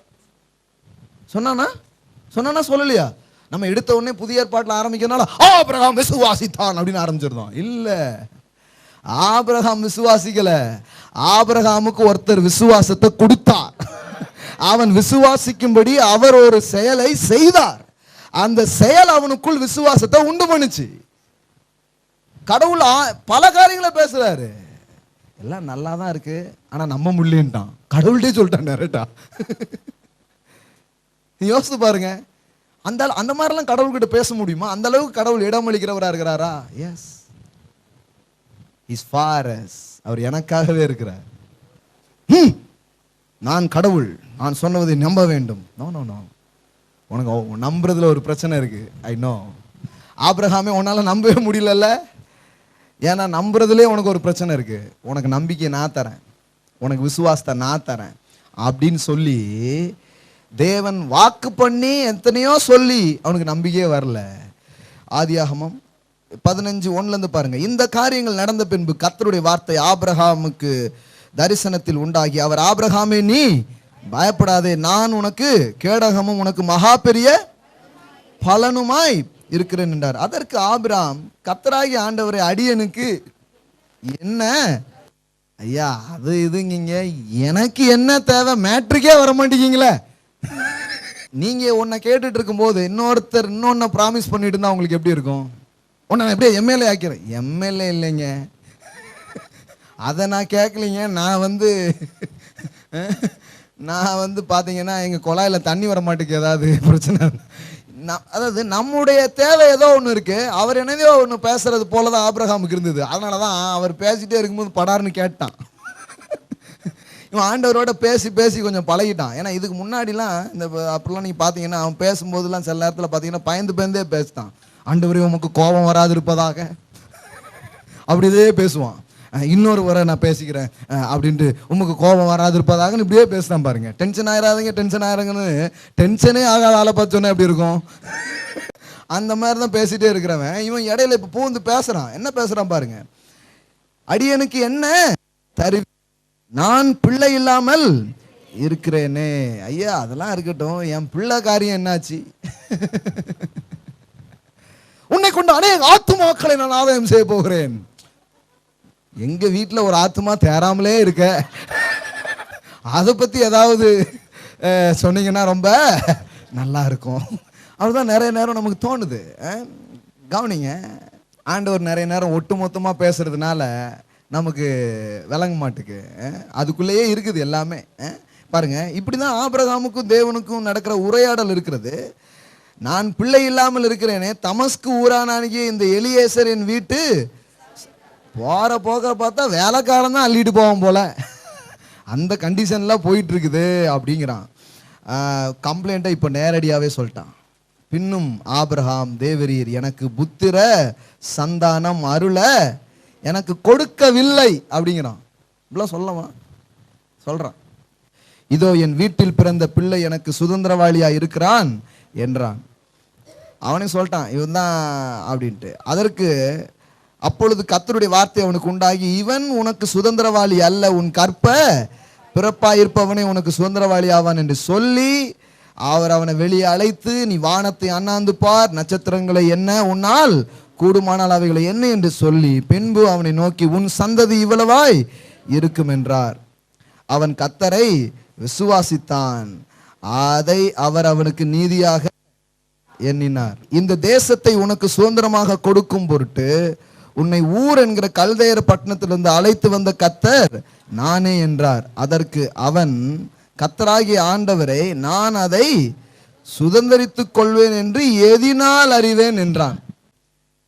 இப்பவும் பாருங்க, அவன் என்ன கேட்குறான்? எல்லாம் ரைட்டுங்க, என்னால் நம்ப முடியல, எதனால நான் அறிவேன்? இதெல்லாம் எனக்கு நடக்கும்ட்டு நான் எப்படி நம்புவேன்? இப்போ தான் ஆண்டவர் வந்து கவனன் பற்றி அவங்ககிட்ட பேச ஆரம்பிக்கிறார். என்ன பேசுகிறாரு? அதற்கு அவர் 3 வயது கிடாரியையும் 3 வயது வெள்ளாட்டையும் 3 வயது ஆட்டுக்கடாவையும் ஒரு காட்டுப்புறாவையும் ஒரு புறா கொஞ்சம் என்னிடத்தில் கொண்டு வா என்றார். அவன் அவைகள் எல்லாவற்றையும் அவரிடத்தில் கொண்டு வந்து அவைகளை நடுவாக துண்டித்து துண்டங்களை ஒன்றுக்கொண்டு எதிராக வைத்தான். பட்சிகளை அவன் துண்டிக்கவில்லை. இப்போ பாருங்க, இது ஒரு கவனன்ட் ஏற்பாடு நடக்குதுங்க. வேற ஒன்றும் இல்லை, உடன்படிக்கைக்கான ஒரு காரியத்தாங்க கடவுள் பண்றார். உடன்படிக்கைங்கிறது என்ன? அங்க மிருகங்கள் வெட்டப்பட்டு ரத்தம் சிந்தப்பட்டு இருக்கும். அதற்கு நடுவாக இரண்டு பேர் வந்து என்ன பண்ணுவாங்கன்னா கையை என்ன பண்ணுவாங்க கொடுத்துப்பாங்க. 2 பேர் அதன் கையை பிடித்து கொண்டு அதன் நடுவே என்ன பண்ணுவாங்க நடந்து போவாங்க. என்ன சொல்லுதுன்னா, நான் உனக்கு சொன்னதை செய்யவில்லை என்றால் இந்த மிருகத்திற்கு சமமாக நான் இருக்கிறேன். நான் செத்தேன்னு நினச்சிக்கோன்னு அர்த்தம். அப்படின்னா என்னன்னா, மரணத்தை தவிர இந்த உடன்படிக்கையின் வார்த்தையை கேன்சல் பண்றதுக்கு எதனாலையும் முடியவே முடியாது. இந்த மாதிரி விஷயங்களை கொண்டு தான் ஆபிரகாம்கிட்ட பேசுறார். நல்லா கவனிங்க, ஆபிரகாம் விசுவாசித்தார், நம்பினார்னா எப்படியோ வரல அவருக்கு. ஆபிரகாமுக்கு உடன்படிக்கையை பற்றிய செய்தி அங்க சொல்லப்படுது. உடன்படிக்கை குறித்த வெளிச்சங்கள் அவனுக்கு கொடுக்கப்படுகிறது. அந்த உடன்படிக்கை என்ன? கடவுள் வந்து வாக்கே மாற மாட்டார். கடவுள் சொன்னதை நிச்சயமா செய்வார். ஏன்னா என்னோட அவர் என்ன பண்ணிருக்கிறாரு? இது நமக்கு புரியாத லாங்குவேஜ் பாருங்க. ஒருத்தர் வந்து உங்ககிட்ட கூப்பிட்டு நாளைக்கு உனக்கு 100 கோடி ரூபா தருவேன் அப்படின்னு உங்கள்கிட்ட சொல்றார். நீங்க என்ன பண்ணுவீங்க? தெரிஞ்ச ஆளு நம்புற ஆளா இருந்தா நீ யோசிப்பீங்க. இருந்தாலும் கொஞ்சம் பேப்பர்ல போட்டு கையெழுத்துலாம் போட்டு நீட்டா கொடுத்துட்டா ரொம்ப நல்லது. என் சொத்தெல்லாம் தருவேன், அதெல்லாம் ரைட்டுங்க. ஆனா என்ன பண்ணிடுங்க, பேப்பர்ல அக்ரிமெண்ட் தான் இன்னைக்கு நமக்கு புரியும். ஆனா ஆபிரகாமுக்கு பத்திரம்னா புரியாது, அக்ரிமெண்ட்னா புரியாது, உடன்படிக்கைங்கிறது அவனுக்கு நல்லா புரியும். ஏன்னா அவன் வாழ்ந்த காலகட்டத்தில் 2 மனிதர்களுக்கு நடுவிலே உடன்படிக்கை நடந்து விட்டால் அது என்றென்றும் மீறப்படாத ஒரு காரியம் அப்படிங்கிறது தெரியும். அதனால ஆண்டவர் ஆபிரகாம் கிட்ட பேசும்போது நான் உன் லாங்குவேஜில் பேசலான் இருக்கிறேன் அப்படிங்கிறார். விளங்குதுங்களா? Covenant is not God's language, is Abraham language. உடன்படிக்கை என்பது தேவனுடைய மொழி அல்ல, உடன்படிக்கை என்பது மனிதனுடைய மொழி. கர்த்தர் எவ்வளவு நல்லவர்னா எனக்கு புரியறதுக்காக என் பாஷையிலேயே கடவுள் பேசுகிறார். நாம வாழ்ற சமூகத்துல கடவுள் பாஷையை நீ பேசினாதான் கடவுள் கேட்பாருங்கிறாங்க. ஆனா என்னுடைய தேவன் எனக்கு விளங்குவதற்காக என் பாஷை எதுவோ அந்த பாஷையில என்னோடு உன்னோடு அவர் பேசி கொண்டிருக்கிறார். ஒண்ணுதான் விளங்கிக்கணும், you are a theme of God. You are a theme. You are a theme. தேவனுடைய ஒட்டுமொத்த கவனம் உங்க பேர்ல தான் இருக்குது. God for us. நமக்காகவே இருக்கிற ஒரு தேவன். நீங்க பாருங்க, அப்ப இந்த ரத்தம் இதெல்லாம் கடவுள் ஏதோ புரியப்பட்டு ஏதோ செய்யறது கிடையாது. அவர் அதை விரும்புகிறது இல்லைன்னு திரும்ப திரும்ப வேதாகமத்துல படிக்கிறோம். எல்லாம் சொல்லுங்க, கடவுளுக்கு ரத்தம் தேவையில்லை. ஆனா ரத்தம் நிச்சயமா நமக்கு தேவை. ஏன்னா நம்ம மனசாட்சியை அது என்ன பண்ணுது? சுத்திகரிக்குது. அப்போ ஆதாம அள்ளிக்கொள்ள அவர் ஆசைப்பட்ட போது ஆதாமால வர முடியல. அவர் என்ன பண்ணாரு? அவன் என்ன பண்றான்? ஒரு அத்தி இலையெல்லாம் எடுத்து ட்ரெஸ் மாதிரி தச்சுக்கிட்டு, அதான் செத்த கிரியை, டெட் ஒர்க்ஸ். என்ன தெரியுமா? அந்த அத்தி இலை தான் என்னது? Dead works. அதாவது உள்ளுக்குள்ள இருக்கிற மனசாட்சியில் இருக்கிற அந்த ஷேம், அந்த வெட்கம், அந்த அவமானம், அந்த பயம் நீங்கிறதுக்கு வழி தெரியல. அவன் நினச்சிக்கிட்டான் சட்டை போடாதனால தான் அப்படி இருந்தது. என்னமோ அதுக்கு முன்னாடி ரேமன் கோட் போட்டுட்டு இருந்த மாதிரி. அப்பமே இருந்து இப்போ வரைக்கும் பிறந்த ஊர்ல இப்படித்தானே தெரிஞ்சுக்கிட்டு இருக்க. அப்புறம் என்ன அப்படின்னா, அவன் என்ன நினச்சிட்டான்னா இதுதான் பிரச்சனை நினச்சிட்டு அவன் என்ன பண்ணுறான்னா அத்தி உடைகளில் ட்ரெஸ்ஸை பண்ணிட்டு கடவுளுக்கு முன்னாடி வரலான்னு பார்த்தா இப்படி குனிஞ்சா இங்கே போகுது, இங்கே குனிஞ்சா இங்கே போகுது. ஒன்றுமே கரெக்டா இல்லை. கருத்து பார்த்தாரு, உனக்கு ஒரு ஆடை கூட செய்ய தெரியலையப்பா, இப்போ பார் அப்படின்னு சொல்லிட்டு அங்கே ஒரு மிருகத்தை அவர் கொன்று அதனுடைய உடையை ஆடையாக கடவுள் செய்து ஆதாமுக்கும் ஏவாளுக்கும் முதல்ல உடுத்தி அழகு பார்த்தவர் தேவன். தொடர்ந்து நான் உன்னை வெறுத்து விடவில்லைங்கிறத மனுஷனுக்கு டீச் பண்றாரு, மனுஷனுக்கு சொல்றாரு. ஆனா மனுஷனால நான் ஒரு துரோகம் இழைத்து விட்டேன், இந்த மனசாட்சி இருக்கு பாத்தீங்களா, அது அவனை போட்டு குத்துன்னு குத்துது, குத்துன்னு குத்துது. அதனால இப்போ ஜபம் கூட பண்ண அவனுக்கு முடிய மாட்டுக்கு. இவன் ஏதாவது ஒன்று பண்ணணும்னாலே அவனுக்கு வர மாட்டேங்க. அவன் நம்ம ஜபத்தெல்லாம் கேட்பாரா பிரதர் அப்படின்னு இங்கே என்ன ஆகுது, போட்டு ஒரு டிஸ்டர்ப்ட் உள்ள உண்டாகிட்டே இருக்குது. இப்போ பாருங்க, உங்க மனசாட்சியை சுத்திகரிக்கிறதுக்கு எப்படி இயேசுவின் ரத்தம் வேலை செய்யுது, எவ்வளோ முக்கியம்னா, முதல்ல சில விஷயம் சொல்லிட்டேன். ஒன்று சொல்றேன், ரத்தம் யாருக்கு தேவையில்லை. இது இது இது இதை பற்றி நிறைய நம்ம படிக்கணும். இது டக்குன்னு பதில் சொல்லவே முடியாது. ஆனால் ஈஸியாக இன்னைக்கு சொல்லிடுறேன். ரெண்டு வசனம் காமிச்சேன் உங்களுக்கு. சங்கீதத்தில் தாவீது சொல்கிறான், நீர் பலியை இல்லை. இங்கேயும் எபிரேயர்ல என்ன பண்ணுறோம், அதை நீர் என்ன பண்ணலை, கடவுளுக்கு பலி தேவையில்லை. ஆனால் பலி யாருக்கு தேவை, வி நீட் பிளட் நமக்கு தேவை. ஏன் பிளட் நமக்கு தேவைன்னா, நமக்கு என்ன புரிதல் இருக்குன்னா, ரத்தமே உயிரே ஒருத்தர் கொடுத்துட்டாருன்னா இதுக்கு மேலே நேசிக்கலைன்னு சொல்லவே முடியாது. அப்போ கட்டாயமாக அந்த நேசத்தை நம்பலாங்கிற எண்ணம் நமக்கு வருது. அதனால தான் நம்ம லாங்குவேஜில் இறங்கி அவர் பேசுகிறாரு, ஒருவன் தன் சகோதரனுக்காக ஜீவனை கொடுக்கிற அன்பிலும் மேலான அன்பு ஒன்றுமில்லை என்று சொல்லி தேவன் தன் குமாரனை தியாக பலியாக கொடுத்தார். அவரே ஒரு சாக்ரிஃபை பண்ணி தான் தன் குமாரனை கொடுத்தார். ஏன்னா நீங்களும் நானும் பிழைத்திருப்பதற்காக அவரே கொடுத்தார். இயேசுவுக்கு சமமாய் அவர் உங்களை நேசித்ததினால தான் இயேசுவையே கொடுத்தார். விளங்குதுங்களா? That's a true. இதுதான் புத்தி கெட்டாத அன்புங்கிறார் பவுல். இதெல்லாம் கொஞ்சம் விளங்கிக்கிறதுக்கு நம்ம வரணும், இதை விளங்கிக்கணும்னு அவர் சொல்றாரு. விளங்க மாட்டுக்கு புத்தி கெட்டாத அன்புங்கிறாரு. இயேசுக்கு சமமா நேசிச்சதுனால இயேசுவே கொடுக்குறார். இயேசுவே அதை டிக்ளேர் பண்றாரு, உண்மைங்கிறார். யோவான்ல படிச்சு பார்த்தீங்கன்னா இயேசுவே அது உண்மைங்கிறார். பிதாவே என் மேல வச்சிருக்கிற அதே அன்பை நீங்க இவங்க மேலேயும் வச்சிருக்கீங்களே, அதை இவங்க தெரிஞ்சுக்கிட்டோம் அப்படிங்கிறாரு.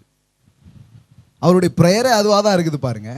பக்கத்துல பார்த்து சொல்லுங்க, God loves you so much. அளவில்லாமல் அப்பா உங்களை நேசிக்கிறார். அவர் எண்ணம், அவர் நோக்கம், அவர் கவனம் எல்லாமே உங்க மேலதான் இருக்கு. நீங்க தான் அவருக்கு ரொம்ப முக்கியம். அப்ப பாருங்க, இந்த மனசாட்சிக்குள்ள இதை கொண்டு வர விரும்புறாரு. எதை கொண்டு வர விரும்புறாருன்னா, இங்க பார்ப்பா, ஒருத்தர் நல்லவர், ஆனா எல்லா கெட்டதையும் நீ அவருக்கு பண்ண. ஆனா கூட அவர் சொல்றாரு, பிதாவே இவர்களுக்கு மன்னியும், தாங்கள் செய்கிறது. அப்ப கூட போட்டு தள்ளிருங்க ஆண்டவரை, இதுக்கு மேல பொறுக்க கூடாது, பொங்கி எழுவோம் அப்படின்னு வேலையை செய்யல. அவர் என்ன பண்றாருன்னா ஃபர்கியூ பண்றாரு, மன்னிப்பை அங்க கொண்டு வராரு. என்ன பண்றாருன்னா, ஒரு நாள் நீ இதுக்கு மேல அல்டிமேட்டா கடவுளுக்கு எதிராக என்ன நடவடிக்கை எடுக்க முடியும்? அவர் குமாரனே கொள்ற அளவுக்கு ஒரு நடவடிக்கையில மனுவருக்குமே நீ இறங்குற. ஆனா கூட கடவுள் உன்னை நேசிக்கிறார். அல்லேலூயா. அவருடைய அந்த தியாக பலி அது கொஞ்சம் வலிதான், கடவுளுக்கு அது வலி நிறைஞ்ச ஒரு காரியம்தான். ஆனாலும் அதை அவர் செஞ்சாரு. ஏன்னா உங்களை எல்லாரையும் வழியிலிருந்து தூக்குறதுக்கு வேற வழி கிடையாது. இது எப்படி இருக்குதுன்னா, இந்த சாலமோனுக்கு முன்னாடி 2 ஸ்திரீகள் பிள்ளைகளோட நின்றுட்டு இருப்பாங்க, பாத்துறீங்களா? இது ஏன் பிள்ளை, அது அவா பிள்ளைன்னு சண்டை போட்டுட்டு இருப்பாங்க. தெரியுமா அந்த கதை உங்களுக்கு? அப்போ சாலமோன் என்ன சொல்லுவான்னா, அந்த பிள்ளையை கொண்டு இந்த வைங்க, ஒரு பெரிய வாளை எடுத்துட்டு வாங்கன்னு சொல்லிட்டு அதை வெட்டி 2 பிளந்து ஆளுக்கு பாதியா கொடுத்துட்றேன் அப்படின்ட்டு. அப்போ போட்டிருக்கோம், அந்த தாய், பெத்த தாயுடைய அந்த குடல் என்ன பண்ணிச்சான், கொதிச்சிச்சான். குடல் கொதிக்குடா அப்படிம்பாங்களே, அந்த மாதிரி அவளுக்கு என்னன்னா, பரவாயில்ல என் பிள்ளை என்கிட்ட இல்லாட்டான்னு பரவாயில்ல, என் பிள்ளை என்ன பண்ணட்டும், உயிரோடு இருக்கட்டும் சொல்லி, இவளை பொறுத்தவரை அது மரணம்தான், கொஞ்சம் வலிதான். ஆனால் பிள்ளை பிழைக்கணுங்கிறதுக்காக அந்த வழியை அந்த தாய் ஏங்கி கொண்டால. அதுதான் ஃபாதர் காடுடைய ஹார்ட். சிலுவைக்கு இயேசு போகும்போது அவருக்கு ஒன்றும் ரொம்ப விருப்பம் கிடையாது, போட்டு அடிங்க அவரை, தொலைங்க அப்படிங்காங்க. No, that's not father heart. Father heart இயேசுவை தியாக பலியாக கொடுத்தார். அவருக்கு அது என்ன பண்றது, கொஞ்சம் பண்ணி தான் ஆகணும். நேசிச்சிட்டதுனால கொஞ்சம் வழியை சந்திச்சு தான் ஆகணும், வேற வழி இல்லை. அப்போ அதை அவர் ஏற்றுக்கொள்கிறார். அது தியாகத்தின் அடிப்படையில் செய்யப்பட்டது. ஆனா பிள்ளை பிழைக்கும் அப்படிங்கிறதுனால. ஸோ இதுதான் இந்த இருதயம் தான் தேவனுக்கு இருந்தது. கல்வாரியில இயேசு வந்து காரியங்களை பண்ணிக்கிட்டு இருக்கும்போது அவருக்கு அப்படி இருந்தது. அப்போ இதுல வந்து கடவுளை ஒன்றும் இயேசுவின் ரத்தம் போய் எதுவும் மாற்றம் பண்ணல. அது ஏற்றுக்கவே முடியாத ஒரு காரியம் பாருங்க. இயேசு கிறிஸ்துவோட ரத்தம் உங்களுடைய என்னுடைய மனசாட்சியை சுத்திகரிக்கிறது. அல்லேலூயா. ஃபைனலாக ஒரு வார்த்தை வாசித்து முடிக்கிறேன். ஆபிரகாமோடு பண்ண உடன்படிக்கையை பற்றி நான் சொன்னேன். ஏன் பண்ணாரு? அது அவனுடைய மொழி. உடன்படிக்கை என்பது ஆபிரகாமின் மொழி.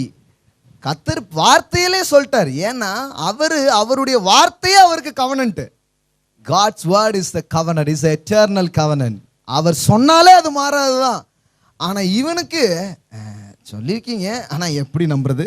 பத்திரத்தில் கையெழுத்து போடுறது, போட்டு கொடுத்தீங்கன்னா கொஞ்சம் நம்பிக்கை வருங்கிறான். அப்போ இவனுக்காண்டி என்ன பண்ணுறாரு? பத்திரத்தில் கையெழுத்து போட்ட மாதிரி அன்னைக்கு ரத்த உடன்படிக்கை அவர் செஞ்சார். என்னமோ கடவுள் வந்து ரத்தத்தில் ரொம்ப பிரியப்பட்டு ஒரே ரத்தம்னு அவர் ரத்தம் கேட்டு இல்லை பாருங்க. ஆனால் ரத்தம் என்னை நம்ப வைக்கிறதுனா அப்படியா? அப்போ உனக்காக நான் சிந்துறேன் அப்படிங்கிறாரு. இயேசுவை இவ்வளவு விதமான காரியங்களுக்காக கடவுள் எனக்கு தருவார்னா அதை தான் வேதம் சொல்லுது. கொடுத்தார். சொந்த குமாரனை கொன்றார்னு சொல்லல, சொந்த குமாரனை கொடுத்தார். அதனாலதான் ரோமர்ல பவுல் இப்படி கேள்வி எழுப்புறார் மக்களை பார்த்து. தேவன் தம்முடைய ஒரே பேரன குமாரன் என்று பாராமல் அவரையே உங்களுக்காக ஒப்பு கொடுத்தவர், அவரோடு கூட மற்ற எல்லாவற்றையும் அருளாதிருப்பது எப்படி? இன்னைக்கும் கேள்வி இருக்கு. ஆபிரகாம் மாதிரி புத்திர சந்தானம் அருள இல்லையே, இதை நான் நம்புவது எப்படி? அதான் இப்படிங்கிறாரு. நம்புறது ஆபிரகாமுக்கு இருக்கிற கேள்விதான் மனு வர்க்கத்துக்கு இருக்கு. பாருங்க ரோமர் 8:32 பாருங்க. தம்முடைய சொந்த குமாரன் என்று பாராமல் நம் எல்லாருக்காகவும் அவரை ஒப்பு கொடுத்தவர், அவரோடு கூட மற்ற எல்லாவற்றையும் நமக்கு அருளாதிருப்பது. ஏன் ஜீசஸ் மரிக்கும்படியா கொடுத்தார்? இப்படி பண்ணார்னா இதுதான் நமக்கு விளங்குது. அதுதான் ஆபிரகாமுக்கு விளங்குச்சு. இன்னைக்கு இயேசுவை பார்க்கும் போதெல்லாம் மனசுல நம்பிக்கையும் விசுவாசமும் துளிர்விட முடியும். ஏன்னா நான் கெட்டு போகாமல் இருக்க என் நல்வாழ்வுக்காக தேவன் இயேசுவை தர முடியும் என்றால் அவரோடு கூட வாழ்க்கையின் எந்த காரியங்களையும் நிச்சயமா எனக்கு அருள முடியும். அதனாலதான் பவுல் சொல்றாரு அவரோடு கூட. சிலர் வெறும் இயேசு தான் உனக்கு அப்படின்ட்டாங்க. இல்ல இல்ல, எவ்வளவு அழகா இருக்குது பாருங்க பைபிள். மற்ற எல்லாவற்றையும் நமக்கு அருளாதிருப்பது எப்படி? எப்படி? முதல்ல ஆபிரகாம் கேள்வி கேட்டான், இப்ப தேவன் கேள்வி கேட்கிறாரு. தராமல் இருப்பது எப்பா? யாரை கொடுத்துருக்கேன்னு பாரு, அதை கொஞ்சம் தியானி. அவரை கொடுத்துருப்பேன்னா சுகத்தை கொடுக்க மாட்டேன், செழிப்பை கொடுக்க மாட்டேன், ஒரு வாழ்க்கையை கொடுக்க மாட்டேன். இயேசுவையே கொடுத்த நான் மற்ற எல்லாவற்றையும் உனக்கு அருளாதிருப்பது எப்படி அப்படிங்கிறார். அல்லேலூயா. இது விளங்கிக்கணும் பாருங்க. இது விளங்கிட்டா விசுவாசம், இதுக்குள்ளதான் விசுவாசம் வருது. விசுவாசங்கிறது தேவன் செய்த செயலை நீங்கள் விளங்கிக் கொள்வதனால் உங்களுக்குள் உதயமாகிற ஒரு காரியமாக இருக்கிறது பாருங்க. அருளாதிருப்பது எப்படி? நிச்சயமா எனக்கு அருளுவார். ஹல்லேலூயா. ஏன்னா எனக்கு நம்பிக்கையை தரும்படி தான் இப்படிப்பட்ட ஒரு விஷயத்தை பண்ணாரு. இதை வாசித்து முடிச்சிருவோம். எபிரேயர் 12:24 வேகமா. புது உடன்படிக்கையின் மத்தியஸ்தராகிய இயேசுவின் இடத்திற்கும் ஆபேலுடைய ரத்தம் பேசினதை பார்க்கிலும் நன்மையானதை பேசுகிற ரத்தமாகிய தெளிக்கப்படும் ரத்தத்தினிடத்திற்கும் வந்து சேர்ந்தீர்கள். அப்ப இயேசு கிறிஸ்துவின் ரத்தம் என்ன பேசிட்டு இருக்குது? என்ன பேசுது? எல்லாம் சொல்லுங்க முதல்ல. Blood speaks. எல்லாம் சொல்லுங்க. ரத்தம் பேசுகிறது. வாயில ரத்தம் இருக்குன்னு நமக்கு தெரியும், ஆனா ரத்தத்துக்கு வாய் இருக்குன்னு தெரியுமா? பைபிள் சொல்லுது ரத்தம் என்ன பண்ணுதான்? பேசுகிறதாம். Blood speaks. அவருடைய ரத்தம் பேசுகிறதாம். என்ன? ஆபேலின் ரத்தம் பேசுனதை பார்க்கிலும் நலமானதை. ஆபேலின் ரத்தம் என்ன பண்ணுது? அநியாயமா கொண்டுட்டான். கடவுளே நீதி செய்யும், நியாயம் செய்யுன்னு கதறுது. ஆனா இவருடைய ரத்தம் என்ன பேசுதுன்னா நம்மளை நோக்கி பேசுது. உனக்காக நான் இவ்வளோ பண்ணியிருக்கிறேன், உனக்காக இவ்வளோ செஞ்சிருக்கிறேன், உனக்கு நல்லது கட்டாயமா நடக்கும், கட்டாயமா நீ நல்லா இருப்ப. இப்ப இந்த ரத்தம் போய் இந்த மனசாட்சியை சாந்திப்படுத்துகிறது. எப்படி சாந்திப்படுத்துதுன்னா, ஒரு தவறுமே செய்யாதவர் உனக்காக மரித்திருக்கிறதுனால உன்கிட்ட நன்மை இருக்கு, நன்மை இல்லை, இதை அடிப்படையா இல்லாம அவர் செய்த செயலை நம்புறதுனாலேயே உனக்கு நல்லது நடக்கும்பா அப்படிங்கிறாரு. அல்லேலூயா. இதுதான் மனசாட்சியை கிளென்ஸ் பண்ணுது, மனசாட்சியில் ஒரு நம்பிக்கை கொடுக்குது. இப்போ உள்ள ரத்த உள்ள வந்த உடனே என்ன வருதுன்னா ஐ ஆம் ஃபர்கிவன் அப்படிங்கிற எண்ணம் வருகிறது. அல்லேலூயா. எல்லாம் சொல்லுங்க ஐ ஆம் ஃபர்கிவன். எல்லாம் சொல்லுங்க நான் மன்னிக்கப்பட்டிருக்கிறேன். என்னுடைய மனசாட்சி இயேசுவின் இரத்தத்தால் சுத்திகரிக்கப்பட்டிருக்கிறது. இப்ப செத்த கிரியைகள் இருந்து நீங்களாயிடுறீங்க. இப்போ நற்கிரியை செய்றீங்க. இப்போ மனசாட்சியை சாந்திப்படுத்துறதுக்கு செயல் செய்யாம எவ்வளவு நல்லவர் எனக்கு நல்லது செஞ்சாருங்கிறத அடிப்படையாக கொண்டு ஒரு குட் மோட்டிவேஷன்ல இப்போ காணிக்கை செலுத்துறீங்க, ஆராதிக்கிறீங்க, ஏழைகளுக்கு உதவுறீங்க, எல்லா நல்ல காரியங்களையும் நீங்க செய்ய ஆரம்பிக்கிறீங்க. அது சாந்தி அடைவதற்காக செய்கிற செயல் அல்ல, சாந்தியை அனுபவித்ததினால் செய்கிற செயலாக இருக்கிறது. விளங்குதுங்களா? இப்போ மோட்டிவேஷன் என்ன பண்ணிடுச்சு, மாறிடுச்சு. இப்போ செய்யறதுக்கு பேர் செத்த கிரியை இல்லை, இப்போ செய்யறதுக்கு பேர் குட் ஒர்க்ஸ். எல்லாம் சொல்லுங்க குட் ஒர்க்ஸ். இந்த உலகம் செத்த கிரியை செஞ்சுட்டு இருக்கு, நீங்களும் நானும் நற்கிரியை செய்வதற்கு அழைக்கப்பட்டிருக்கிறோம். அல்லேலூயா. இயேசுவின் ரத்தம் மனசாட்சியை சுத்தப்படுத்திடுது. அதனால தான் சங்கீதம் 103 வீட்டில் படிங்க. சங்கீதம் 103 இப்படி சொல்லுது, அவர் என் அக்கிரமங்களை எல்லாம் மன்னித்து. முதல்ல என்ன நடக்குதுன்னா ஐ ஆம் ஃபர்கிவன். அந்த எண்ணம் தான். நேற்றைக்கு கூட ஒருத்தர் டிவியில் நம்ம ப்ரோக்ராம் பார்த்துட்டு சொன்னார், அழுதுகிட்டே ஃபோன் பண்ணி பேசிட்டு இருந்தார். என்னங்க எல்லா பாவத்தையும் மன்னிச்சிட்டாருங்கிறீங்க? நோய் படுக்கையில் நான் உட்கார்ந்துருக்கிறேன், என்னை மன்னிச்சாருன்னு சொன்னதே என்னை சுகமாக்கி என்னை எழுப்புவாருங்கிற எண்ணத்தை என்னை கொண்டு வந்திருக்கு அப்படின்னு சொன்னார். பாருங்க, நேத்திக்கு ஒருத்தர் கால் பண்ணி சொன்னேன். ஏன்னா நான் நம்மளை ரொம்ப குத்துறது எதுன்னா நம்ம மனசாட்சி தான். அதனால தான் வேதம் சொல்லுது, கர்த்தர் உங்கள் இருதயத்திலும் பெரியவராயிருந்து அப்படின்னு இருக்கு. இந்த குத்தப்படுத்துற மனசாட்சியை ரத்தம் சாந்திப்படுத்துது. இப்போ தேவன் சொல்றாரு, நீ நன்றாயிருப்பாய். இப்போ அவர் சொல்ற எதை என்னால் நம்ப முடியுது. ஏன்னா இப்போ எனக்கு நம்பிக்கை எதன் அடிப்படையில் வருதுன்னா, ரத்தம் என் மனசாட்சியை சாந்திப்படுத்திட்டதுனால இப்போ எனக்கு குற்ற உணர்வு இல்லை. இப்போ என் அக்கிரமங்கள்லாம் மன்னிக்கப்பட்டதுன்னு சொன்ன உடனே அவர் என் நோய்களை எல்லாம் குணமாக்கி என் பிராணனை அழிவுக்கு நீங்களாக்கி மீட்டு கொண்டு நன்மையினால் என் வாயை திருப்தியாக்கி கழுகுக்கு சமானமா என் வயது வாழ வயது போல் திரும்ப பண்ணுகிறா என்கிற எண்ணமும் நம்பிக்கையும் தன்னால உள்ள வர ஆரம்பிச்சிருது. பாருங்க. ஹல்லேலூயா. எத்தனை பேர் விளங்குச்சு? எழுந்து நிற்கலாம். ஹல்லேலூயா. இயேசு கிறிஸ்துவின் ரத்தம் கடவுளின் மனசாட்சியை சுத்திகரிக்கும்படி சிந்தப்பட்டதல்ல. ஏனென்றால் அவர் சமாதான பிரபு, அவருக்கு எந்த சாந்தியும் தேவையில்லை. ஆனால் மனிதன் மனசாட்சியில் இருக்கிற எல்லாத்தையும் நீக்கிறது. இன்னைக்கு கர்த்தருடைய பந்தியை நீங்க இந்த இடத்துல எடுத்தீங்க, திரு விருந்தை நீங்கள் ஆசரித்தீர்கள். இந்த திரு விருந்தில் இதுதான் நடந்திருக்கு. இந்த ரத்தத்தை நீங்கள் புசித்து பானம் பண்ணியிருக்கிற உங்களுக்கு அந்த ரத்தம் ஒரு மெசேஜ் சொல்லுது, உனக்காக நான் இவ்வளோ பண்ணியிருக்கிறேன், உனக்கு நல்லது நடக்கும், கவலைப்படாத, நீ மன்னிக்கப்பட்டிருக்கிற, உனக்கு சுகம் நிச்சயம் உண்டு, உனக்கு வாழ்வு உண்டு, உனக்கு சமாதானம் உண்டு, நன்மையினால உன் வாழ்வை நான் திருப்தி ஆக்குவேன். நீ நல்லவன் கெட்டவன் நீ சரியில்லைன்னே நினைக்காத, உன்னை சரி ஆக்குறதுக்கு தான் இந்த ரத்தம் சிந்தப்பட்டு. இதை நம்பு, இதை ஏற்றுக்கோங்கிறார் கடவுள். எனக்கு நல்லது நிச்சயமா ஆண்டவர் செய்வார். நான் நிறைய நேரம் நான் என்ன கெட்டது பண்ணேன் அதை விட்டுருங்க, நீ உங்க நல்லது கெட்டதையே விட்டுடுங்க.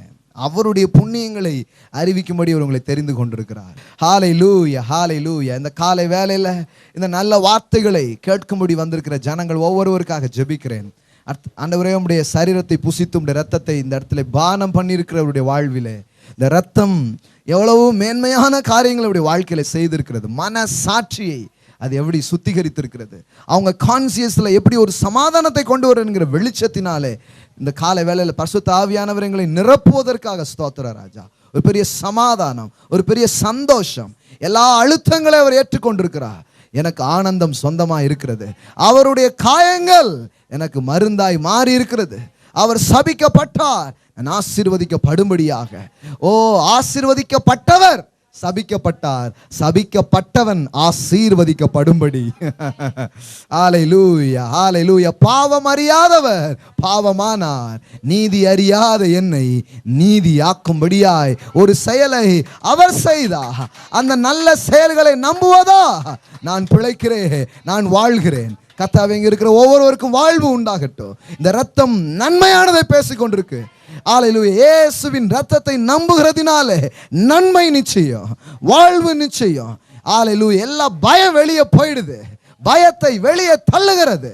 ஹல்லேலூயா. நம்முடைய ரத்தத்தினாலே தேவ பிரசன்னத்தண்டை சேரும் தைரியம் எங்களுக்கு உண்டாயிருக்கிறது. தேவன் எங்களுக்காகத்தான் இருக்கிறார். ஹல்லேலூயா. God for us என்கிற எண்ணங்களால் மனம் நிரம்புவதற்காக நன்றி. இயேசுவின் நல்ல நாமத்தில் பிதாவே. Amen, amen. Praise God. கர்த்தர் மிகவும் நல்லவர். ஆமென். சிலர் குட் ஃப்ரைடே மெசேஜ் கேட்ட மாதிரி இருக்கா? நமக்கு குட் ஃப்ரைடே இல்லைங்க, எல்லாமே குட் ஆகிட்டாடு. Good Sunday, good Monday, good Wednesday, good Thursday, good எல்லாமே குட் ஆகிட்டார். நம்ம குட்டு வந்து வெறும் ஃப்ரைடே, அதுவும் வருஷத்துக்கு ஒரு முறை இருக்குன்னு நினச்சிட்டோம். இல்லை இல்லை, இயேசு என்னைக்கு வந்தாரோ, அவர் ரத்தம் என்னைக்கு வந்ததோ அன்னைக்கு எல்லாமே குட்டாக மாறிடுச்சு. ஹல்லேலூயா. Praise God. பிரைஸ்.